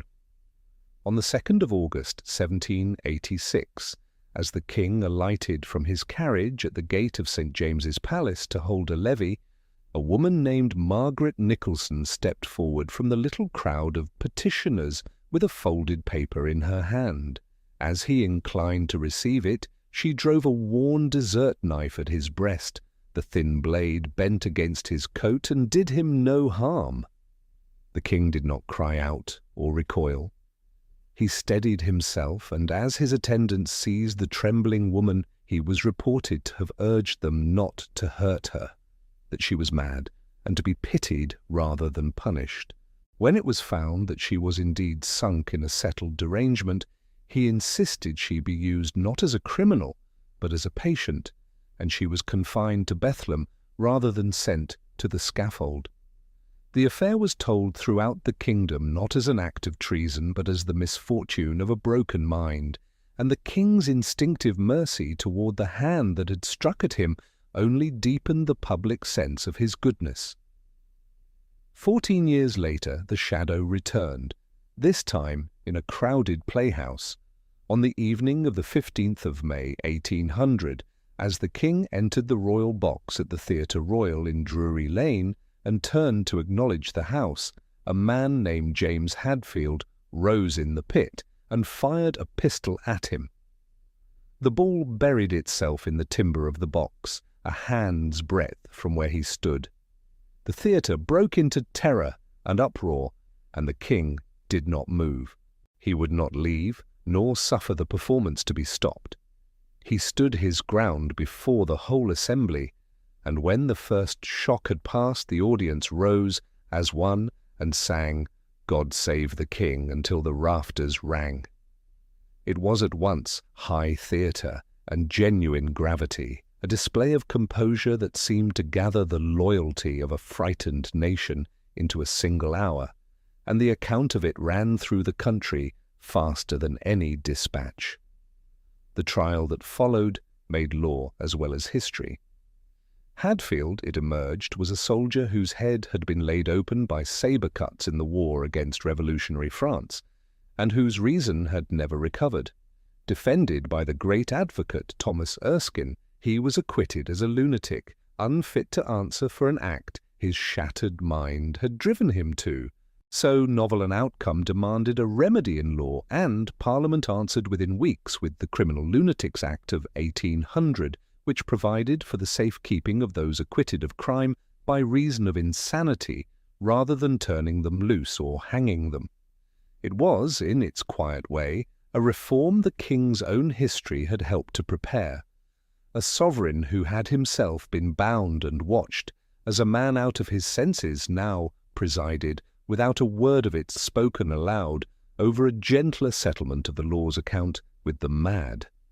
Throughout these years he was the picture of a domestic monarch, spending his summers by the sea at Weymouth, where, each season from 1789, he delighted in the simple pleasure of bathing in the surf, lowered into the water from a wheeled machine, while the townsfolk looked on with a protective, almost paternal affection. He was the king of the carriage ride and the quiet country walk, the man who knew the names of his tenants and the yield of his fields. And yet, beneath this surface of calm, the old dread never truly vanished. His physicians remained vigilant, their eyes always tracking the subtle shifts in his mood, the pace of his speech, the intensity of his focus. The illness was a silent guest that never quite left the house. It waited in the quiet hours, in the moments of strain, in the heavy burden of the decisions he was called upon to make as the war with France deepened. His moral capital was immense, and he spent it on the stability of his realm. He was the grandfather of the nation, the man who had weathered the storms of the American loss, the betrayal of his own mind and the assassin's blade, and had emerged only more determined to do his duty to the very end. He believed that his reign was a sacred trust, a covenant between God, the crown, and the people, and he guarded that trust with a tenacity that often baffled his ministers. He was a man who stood for continuity, for the ancient laws and the established church, for the moral weight of a long-standing tradition. But he was also a man of deep, unyielding convictions, and in the early years of the new century, those convictions began to collide with the changing reality of the British realm. He had navigated the madness of his own body, but he was about to face a conflict that would test the very integrity of his conscience. Twice a hand had been raised against his life, and twice the king had answered with a calm that made his people love him the more. He was, in the eyes of the nation, no longer the man who had lost America, but the steady old father of a country at war with a continent gone mad. Yet, even as the crowds cheered and the anthem rose, a question was moving through the corridors of power that no anthem could answer. A question of faith and conscience, and a promise he had made to God at his coronation. It would cost him his greatest minister, and it would begin quietly to pull him back toward the dark. The dawn of the 19th century did not bring the peace the world had craved, but a new configuration of the map and a deepening of the king's private burden. On the first day of January 1801, the Kingdom of Great Britain and the Kingdom of Ireland were formally fused into a single united Kingdom of Great Britain and Ireland. It was a monumental act of state, carried through the parliaments of both islands and set hard within the strain of the long, grinding war against revolutionary France. Ireland, convulsed only 2 years before by a bloody rising, had to be secured, and the men who governed judged that the surest way to hold it was to bind it wholly to Britain. The ancient parliament that had sat in Dublin was extinguished. Henceforth, Irish members would take their seats at Westminster, and the two islands would be ruled as one country. With the same stroke, the royal style itself was altered. George III laid aside the phantom claim to the throne of France that the kings of England had carried in their titles for nearly 500 years, a relic of the Middle Ages, long emptied of all meaning, and became, more plainly than any of his line before him, King of the United Kingdom of Great Britain and Ireland. To his ministers, he was the figurehead of a stronger, more cohesive realm. But folded inside that act of union lay a question that struck directly at the centre of the king's conscience, the standing of his Catholic subjects. For the men who governed in his name, the relief of the Catholic disabilities was a logical, if difficult, necessity. To draw Ireland, overwhelmingly Catholic, into the new United Kingdom, while barring the mass of its people from the fuller rights of citizenship, seemed to many a recipe for perpetual disorder. William Pitt the Younger, who had been the king's first minister since 1783, and his right hand for close to 2 decades, was convinced that the hour for such a concession had come. He regarded emancipation as the natural completion of the Union, a stroke of statecraft that would steady the realm for the long ordeal against France. He came to the throne expecting that a king who had accepted the Union would accept what he believed must follow from it. It was, on its face, a reasonable expectation. Pitt had carried the king through nearly 20 years of war and revolution and had never yet found him immovable on a matter of high policy. He did not reckon on the one ground where the king would not be moved at all. He had mistaken the man he served. George did not weigh such matters in the cold arithmetic of political advantage. He weighed them against his word.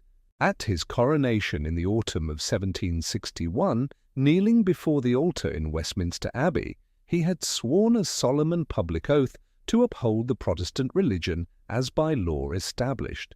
That oath was, to his mind, no dead formula and no dynastic courtesy. His own family held the throne precisely because an earlier age had settled the crown of these islands upon a Protestant line. The promise he had made bound him to defend the very arrangement that had made him a king at all. It was a covenant made directly with God, and no minister, however able, however indispensable, held any authority to loosen it on his behalf. He did not frame the question in the language of tolerance or of strategy, and we cannot see into his heart to say what else moved there. But as he himself understood it, to grant the royal assent would be to forswear himself before the nation and before heaven. The collision, when it came, was among the gravest ruptures of his long reign. When Pitt pressed the case, the king answered not with negotiation, but with a settled and immovable refusal. In his own hand he set down his distress, writing as a man who believed himself forced to choose between the survival of his government and the keeping of a sacred promise. To George it was scarcely a choice at all. He let it be known within his circle that he would sooner surrender the crown itself than break the oath he had taken before his people. There could be no assent, and he would hear of none. The consequence was immediate and beyond mending. Pitt, finding the king wholly unyielding, concluded that he could not honourably remain, and resigned in the early months of 1801, ending a partnership that had shaped the politics of a generation. It was a wound the king had dealt himself, a moment in which his own uncompromising sense of duty stood squarely across the path of his own government. In Pitt's place came Henry Addington, a steadier, smaller man, lately Speaker of the House of Commons, who shared the king's view on the religious question and little else of Pitt's stature. Much of the political world was left astonished that a monarch would trade away the ablest minister of the age for a scruple that fashionable London had come to think antique. But George did not measure his ministers against fashion, and he would not be moved by it. Yet the cost of that victory of conscience was reckoned in far more than the loss of a minister. The strain of the crisis, the pressure of the confrontation, the sheer weight of the thing decided seemed to fall upon the king's nerves with a cruel and familiar rhythm. In the early weeks of 1801, almost as the government dissolved, the shadows gathered once more. His mind, so long braced against the rigid order of his office, gave way, and he sank into an agitation and confusion that echoed with terrible precision the great illness of a dozen years before. The court that had prayed for stability found itself watching, once again, for every sign of the descent, and the household held its breath.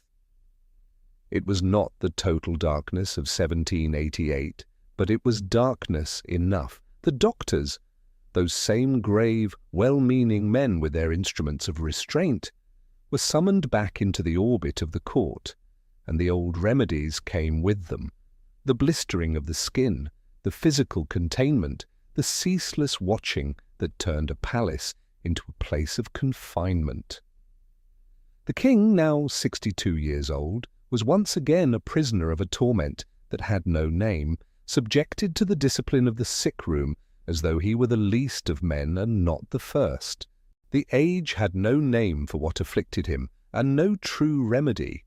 Its physicians could only fall back on the harsh mechanical arts of their trade and the language of euphemism. Speaking of the king's indisposition while behind closed doors, they bound and blistered him. What had cured him in 1789?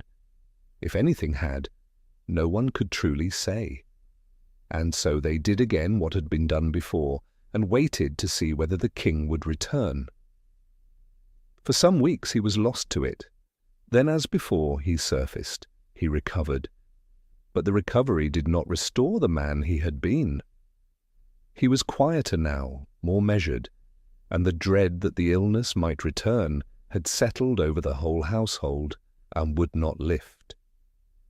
He gave himself again to his books and his instruments, and the close comfort of his family, but the spectre was never wholly gone from the rooms. When the brittle peace of Amiens broke apart and the war with France resumed, and the burdens of the state came flooding back across his desk, the cycle turned again. In 1804 the darkness returned, briefer this time yet no less frightening, and in that same year Pitt came back to office, resuming the government he had laid down over the question of conscience, to lead a country now facing Napoleon at the very height of his terrible power. Twice over the king had proved that the storm of 1788 had never truly passed. He moved now like a man along a coast he knew to be treacherous, never certain when the tide would take him under.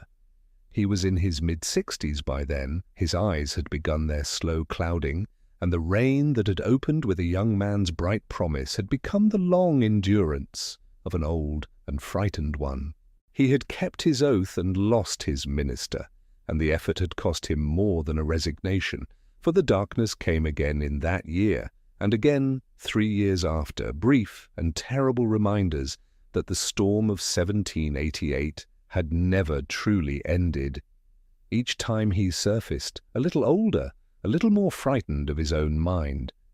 He was past 60 now, his sight beginning to cloud, his reign already among the longest his country had ever known. And ahead of him lay a decade that would carry his kingdom to the summit of its glory, and carry him, by its end, into a night from which he would never return. The decades had turned the young man of 1760 into a monument of endurance, a figure around whom a frightened nation anchored itself while the map of Europe was redrawn in blood.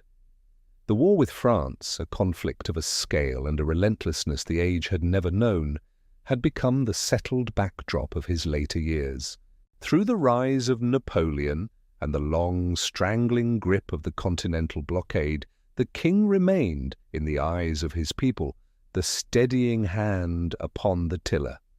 Across the Channel, the thrones of the old order were toppling one after another before the armies of France, and for long stretches of those years, Britain seemed to stand almost alone, its coasts watched, its people drilled against the ever-present dread of invasion.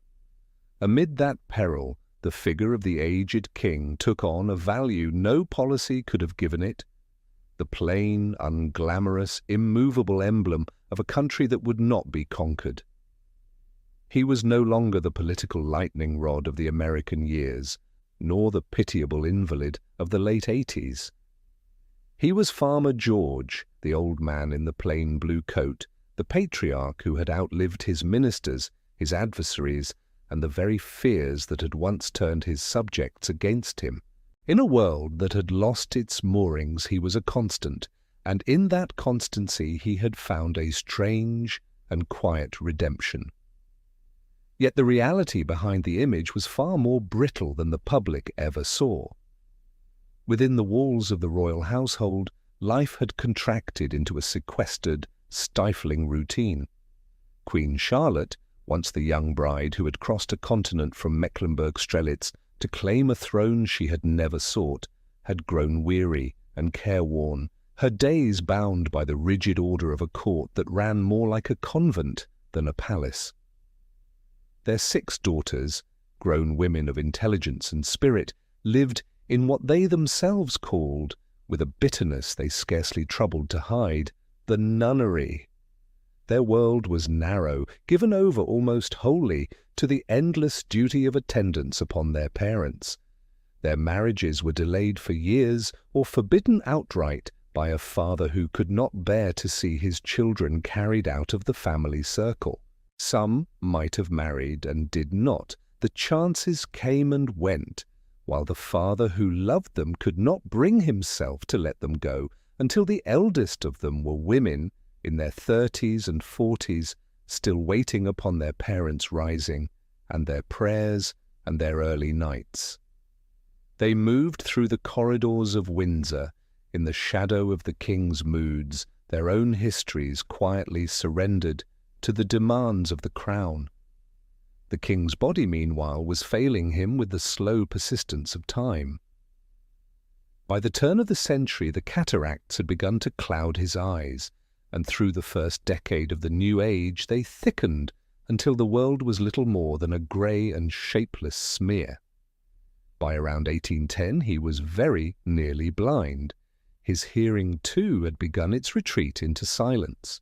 He remained a man of deep and unbroken habit, rising early to labour over the endless dispatches, his pen moving across the paper with the same painstaking care he had brought to it for 40 years. But he laboured now behind a gathering veil.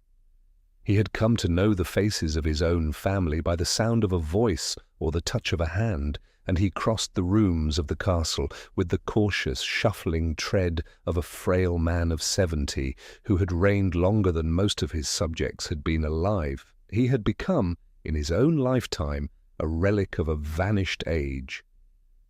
In the autumn of 1809, the kingdom made ready to celebrate his golden jubilee. On the 25th of October, the day that opened the 50th year of his reign, the festivities broke out across Britain and across the empire beyond it, and they carried a warmth that no minister had ordered and no proclamation could have manufactured. From the great cities of the north to the smallest hamlets of the south, bonfires were lit upon the hills, sermons were preached, and the bells of every parish church rang out together. Debtors were freed from their prisons by public subscription and royal grace. Feasts were spread for the poor, loyal addresses poured in from every corner of the land. For a day it was a national act of reconciliation. The people saw in the old king the very emblem of British steadiness, the man who had weathered the storm of revolution abroad and endured his own long trials at home, and for that day the savage caricatures of the past were set aside, and he was simply the father of his people. Medals were struck to mark the 50th year. Thanksgiving services filled the churches, and far beyond the shores of Britain, in the garrisons and among the fleets of the empire, the guns were fired in salute to a reign that had outlasted the memory of most men then living. It was less the celebration of a policy than of a survival, of a king, and through him of a people who had simply endured. He stood among them as best he could, leaning on the arms of his attendants, blinking into a light he could no longer truly see, and, straining after cheering, he could barely hear. He was, for that brief hour, the centre of a deep and genuine national affection. An old man who had endured what once seemed unendurable, and had been granted, by the sheer grace of years, this summit of his long reign. He had lived through the loss of the colonies and the near ruin of his own mind, and he had been suffered to reach a jubilee that few kings of his house could ever have hoped to see. Half a century before, a young and untried sovereign of 22 had promised to glory in the name of Briton. Now the aged man who had made good on that promise stood half-blind among a people who had, at the last, taken him fully for their own. But within the walls of Windsor the air was heavy with a sorrow of another kind. The dearest of all his children to the king was his youngest, Princess Amelia, born in 1783, the last of the 15. She had been, through the long silent hours of his decline, his particular comfort and delight, and now, across the very year of the Jubilee, her health was failing by cruel and steady degrees. A long wasting illness had settled upon her, and would not be shifted. Through the months of celebration she sank until she was little more than the shadow of the girl she had been. She was 26, the last child of a marriage that had once filled a nursery, with 15, and now the youngest and best loved of them was slipping away before a father who could no longer clearly see her face. Those who attended the king watched his composure begin to fray as her decline went on, for his devotion to her was known to the whole court, and the contrast between the bonfires without and the sick room within grew harder for the household to bear with every passing week.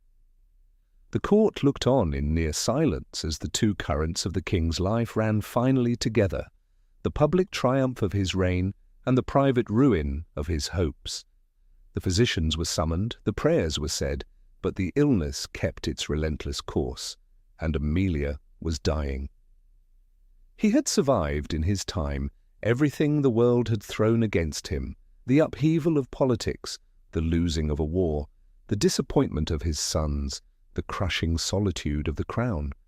But this was a grief of a different order, and all who knew him best could see that the golden facade of the Jubilee had been raised over a man who was reaching the very limit of his endurance. The bonfires would burn out, the bells would fall quiet, and in the hush that followed, the last of the king's long-tried strength would be asked of him and found wanting. Half a century a king, and the country lit its bonfires and rang its bells and forgave him everything. The lost colonies, the years of darkness, the whole long difficult reign, because he had endured and because he was theirs. He stood among them nearly blind, leaning to catch the cheering he could barely hear, an old man crowned with the love of a nation at last. But in a quiet room at Windsor, his youngest and dearest child was dying by inches, and when she was gone, she would take the last of his reason with her. The final darkness was closing in, and this time it would not lift. The autumn of 1810 opened with a shadow that would never lift. For a man whose whole life had been anchored in the rigid, comforting order of duty, the world began to come apart around the person he loved most, his youngest daughter, Amelia. She had been the light of his later years, a fragile presence, whose own long suffering had often seemed to mirror his own, and as her strength ebbed away, the king's precarious stability ebbed with it. She died on the 2nd of November, 1810, and the grief was not merely an event to be borne, it was a wall through which he could not pass. Tradition has long held that this last crushing loss was the very thing that broke him and sent him down into the final darkness. But the truth of a failing mind remains a locked room, and this account will not pretend to hold the key. Whether it was the grief that shattered him, or only the last exhaustion of a constitution already worn thin by decades of recurring, nameless torment, the outcome was the same. This time, the darkness did not come in waves, as it had in the trials of his earlier years. This time, it came to stay.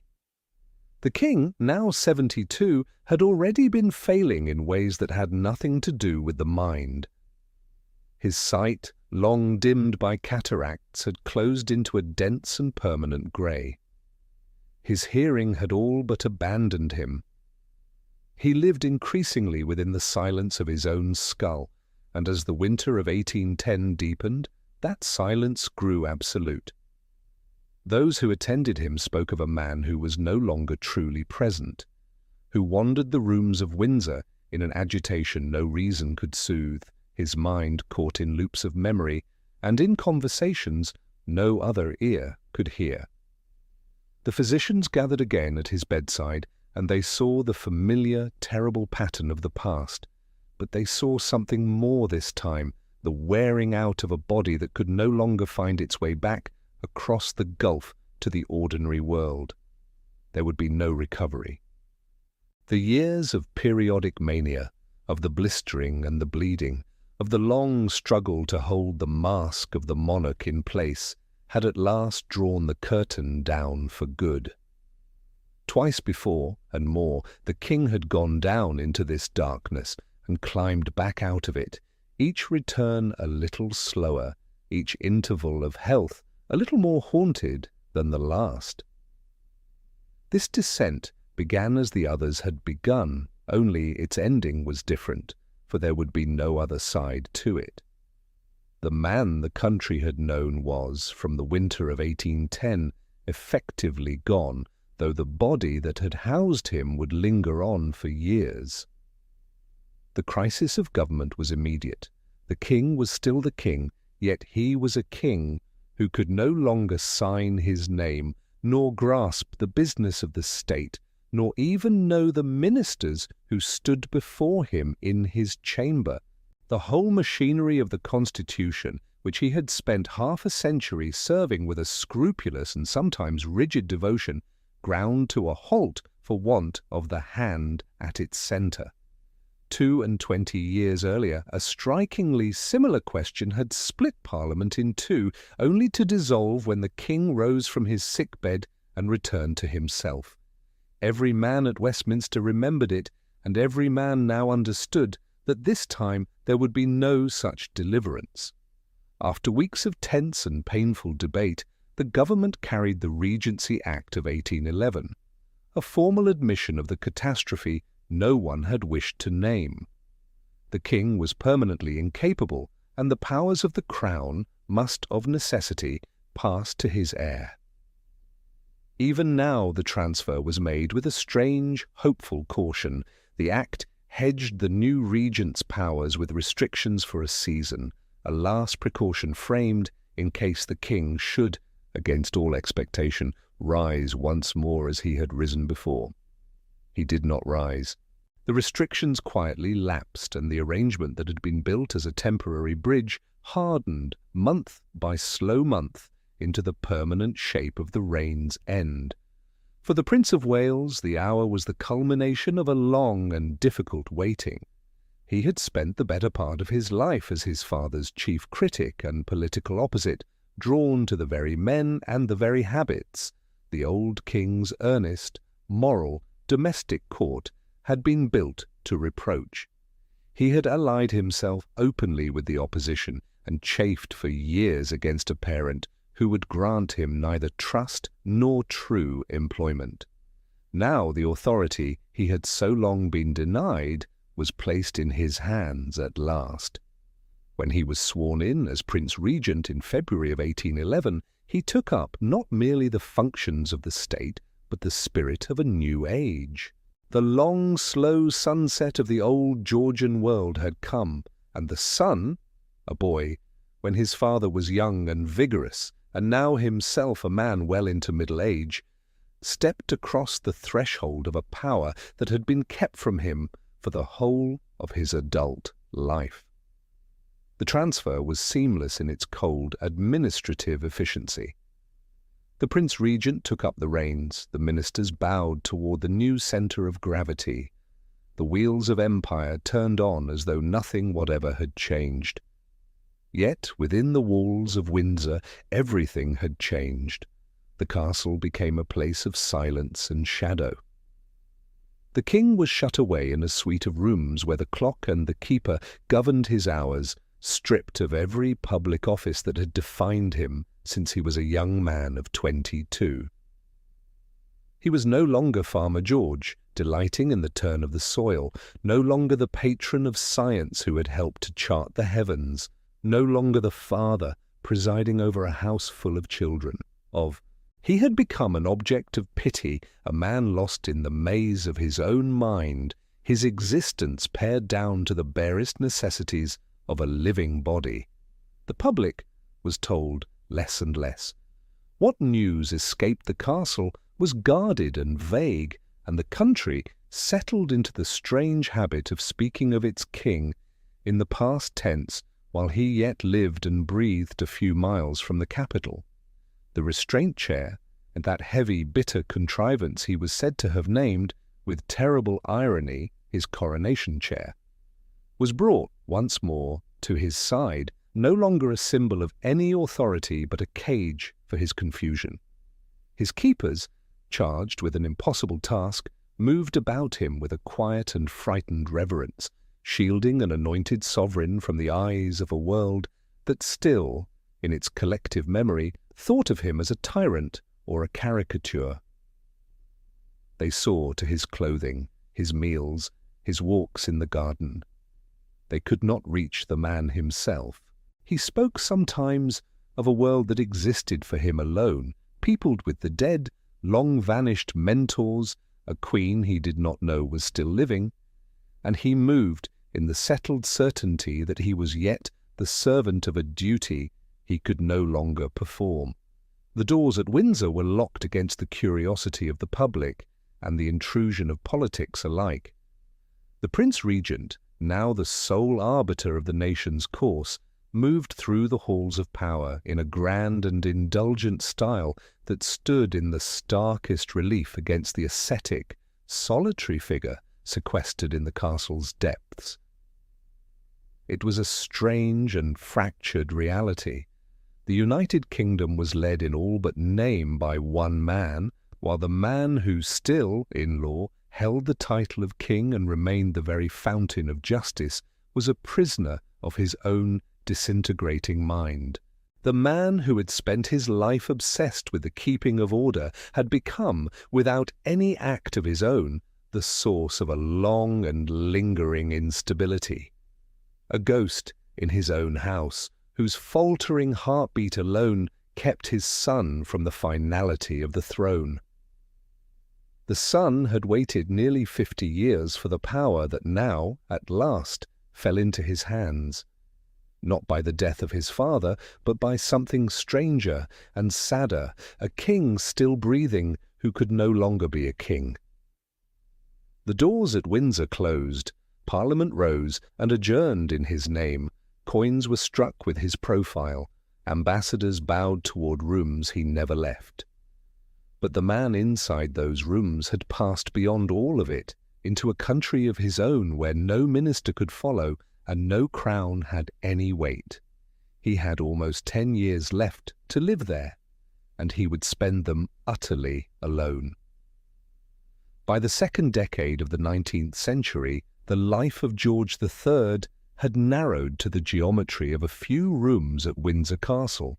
He was no longer the king of the caricatures, that frantic, sputtering creature of the satirical prints, nor the king of the constitutional machinery that ground on in distant London under his son, the Prince Regent.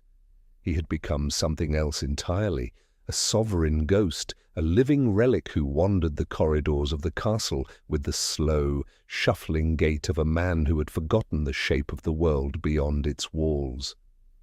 His beard had grown long and white and unkempt, spilling over his chest like the mantle of an Old Testament prophet, and his eyes, curtained by the milky veil of the cataracts, were fixed in a perpetual, sightless twilight. He was deaf as well, and in that double silence, the vast, bustling empire he had ruled for half a century simply ceased for him to exist. Those permitted to see him in these final years spoke of a figure who seemed to have stepped clean out of time. He did not know that Napoleon had been broken at Waterloo in 1815 and the long war at last brought to its end. He did not know that his own son now held the reins of power in his name. He did not know most of the time what year it was, or which of the people he spoke to were living and which long dead. He lived in a fractured present, or in a past that had grown more real to him than the stone around him. There are reports, preserved in the accounts of his attendants, of the old king seated for hours at his harpsichord, his stiffened fingers still finding the familiar patterns of Handel and of the other masters he had loved since his youth. The music was the one thread the illness had not cut. The hands still remembered what the failing mind had let go. He played to the empty air, and sometimes when the music stopped, he would turn and speak into the silence. He would address ministers as though they still waited upon his signature. He would call to his children as though they were still the small, bright spirits who had once filled the nurseries. He would summon by name those who had lain in their graves for decades, his voice carrying down the draughty galleries of Windsor with a hollow and haunting clearness. These are the things that were reported of him, and they must be spoken with pity and never with mockery. It was a life of profound and unreachable solitude, and yet it was not a life stripped of all dignity.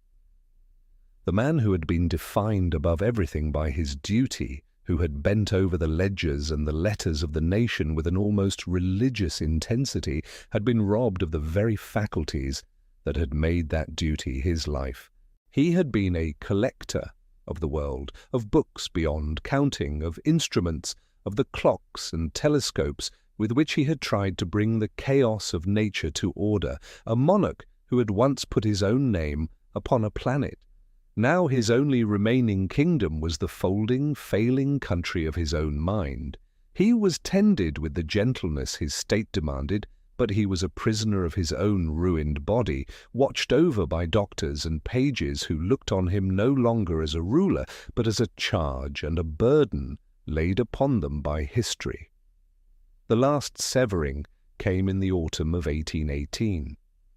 On the 17th of November, at Kew, Queen Charlotte died, his companion of 57 years, the woman who had borne him 15 children, and had stood through every one of his mysterious recurring illnesses with a stoicism that had become the very bedrock of the court. The news was carried to the king, but he had passed beyond the reach of grief as the world understands it.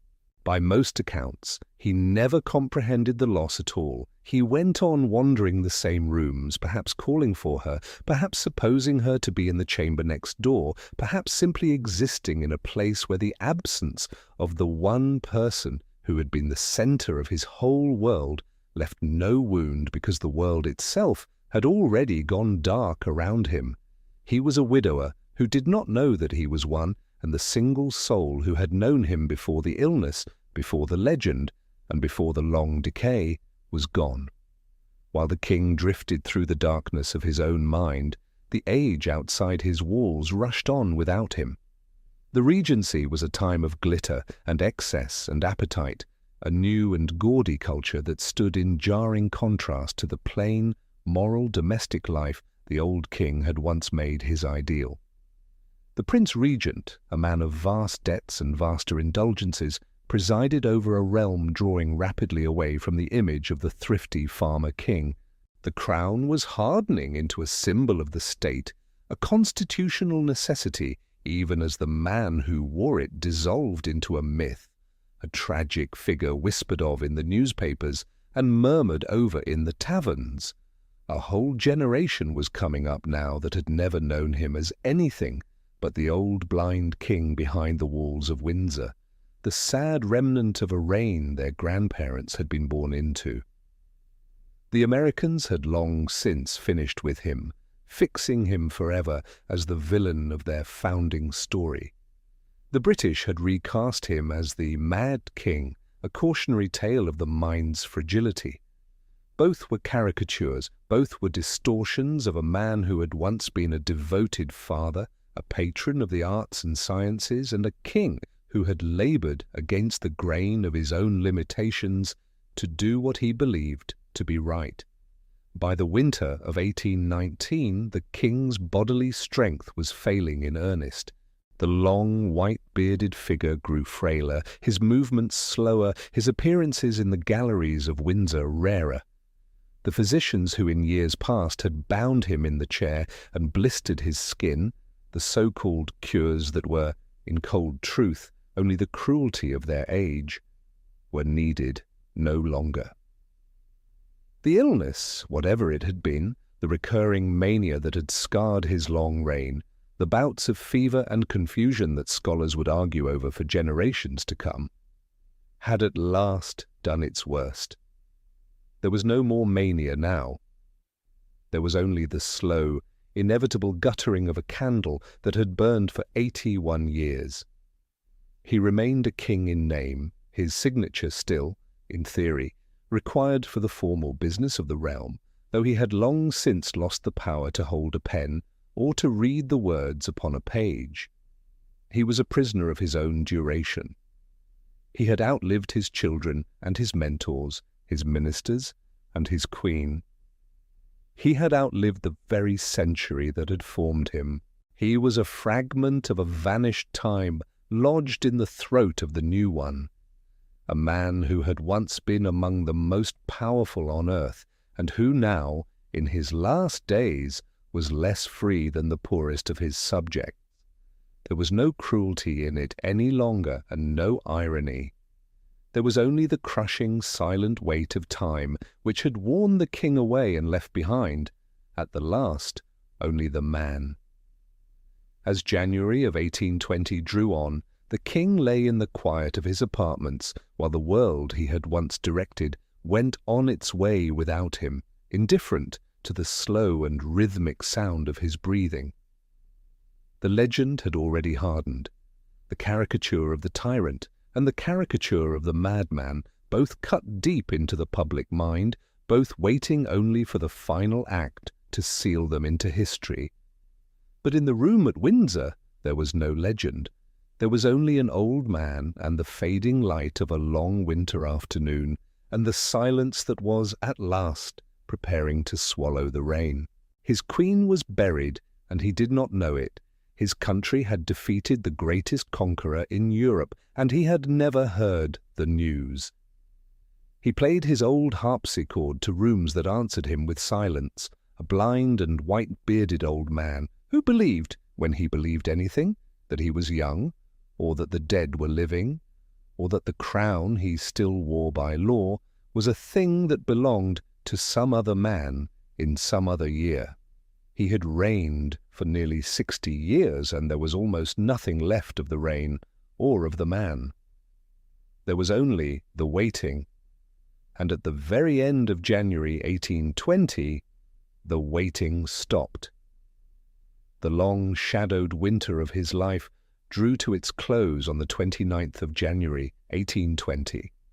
Within the stone walls of Windsor Castle, the king who had outlived his own memory, his own sight, and his own authority, surrendered at last the breath that had carried him through nearly 60 years upon the throne. He was 81 years old. With his death, the reign that had begun in the bright, hopeful dawn of 1760 came to its quiet stop.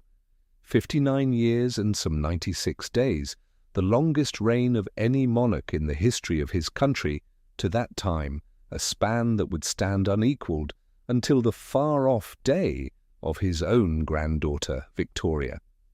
He was laid to rest in St. George's Chapel at Windsor, in the ancient stillness of the royal dead, and the nation he left behind, remade by the fire of industry and by a quarter-century of war, looked upon his passing with a strange, muted reverence. Most of his subjects had never once seen him in the flesh. They had known him only as a phantom in the state papers, or as the target of the print-sellers' bile. The bells that had rung out for his jubilee scarcely 11 years before now tolled for his burial, and if the grief of the crowds was quieter than that older joy, it was in its way as genuine, for they were mourning not a policy or a party, but the last living tie to a whole century that had passed away with him. For decades the question of what had broken the king, the nature of those recurring, terrifying collapses of his reason, had been the matter first of hushed court gossip and, in time, of the grand obsession of medical historians. In the 1960s, the researchers Ida McAlpine and Richard Hunter advanced the theory that he had suffered from porphyria, a rare disorder of the body's chemistry which, they argued, might account for both his physical torments and his episodes of raving. The discoloured urine so often noted in his physician's records became the anchor of their case, though that stain, it must be said plainly, proved nothing in itself, and in 2005 the discovery of unusual quantities of arsenic in surviving samples of the king's hair seemed to some to offer a possible trigger for such a condition. Yet as the years went by, the porphyria hypothesis fell under harder scrutiny, and today it is largely set aside. Later re-examinations, most notably that of 2010, turned instead toward a pattern of bipolar disorder, or recurrent mania, drawing upon painstaking analyses of the king's own voluminous words.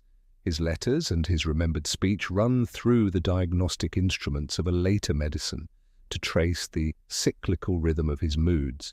Where an earlier century had seen only the visitation of madness, a later one read his case notes and his letters like evidence, weighing his recorded symptoms against the settled categories of a modern diagnosis. And still it could not agree.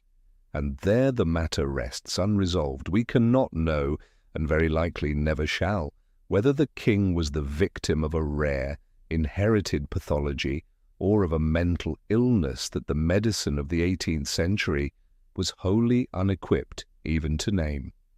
The mystery remains open, the last impenetrable secret of a man whom history has spent 2 centuries dissecting. That very uncertainty is the final rebuke to the 2 caricatures that have so long stood in the place of the man. To the Americans who won their independence from him, George III was the tyrant entire, the crowned architect of their oppression, and that image, cut deep into the founding mythology of a new republic, was a convenient shorthand for a reality far more tangled.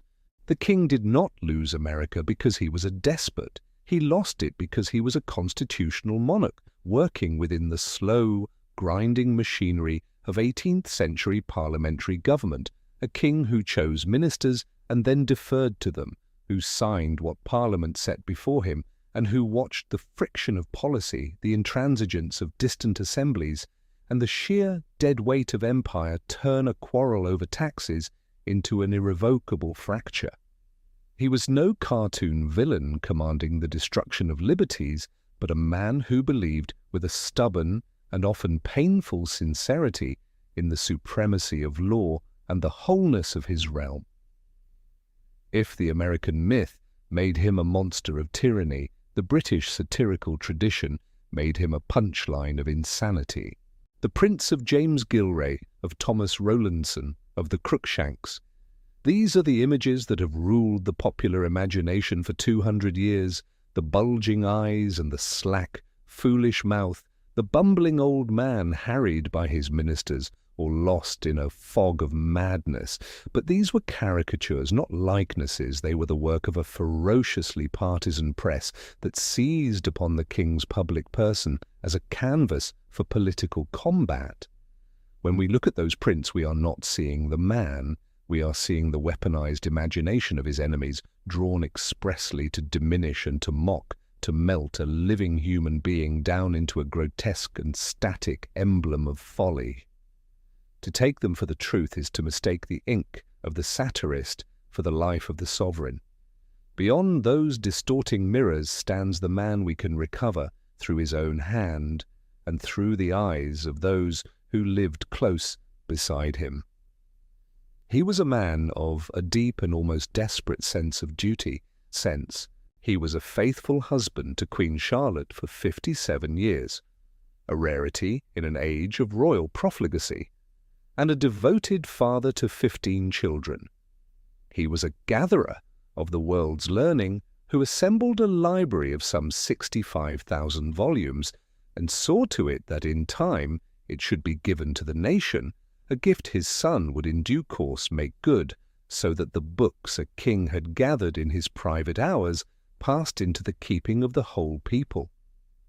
He was the founder and first patron of the Royal Academy of Arts, established in 1768, a man who took a quiet delight in the precise turning of clocks and in the vast silent order of the heavens, who funded the astronomer William Herschel, and so had a hand in the discovery of a new planet, the first world ever found through a telescope. He kept a lifelong devotion to the music of Handel and preferred the plain, honest labour of the farm to the hollow glitter of the court, earning the name of Farmer George, not as an insult, but as a fair reflection of the man he was. None of this is the tyrant. None of it is the fool. It is only stubbornly the truth. His whole life, seen clear, was a long and complex tragedy of circumstance.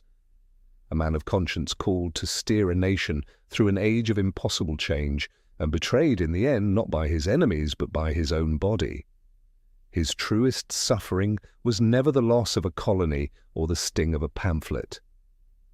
It was the harrowing of his own confinement, the strait waistcoat, the blistering, the bleeding, and the restraint chair he was said to have named, with a terrible and knowing irony, his coronation chair. These were the instruments of a medicine that in the very name of a cure laid a lasting indignity upon a king who had asked of life only that he be permitted to be a good one. He was not a villain, and he was not a fool. He was a man of a deep and fragile humanity, caught in the gears of a history he could neither master nor escape. And the maddest thing in his whole long story was never anything that he himself did, but what the sane and the certain did to him.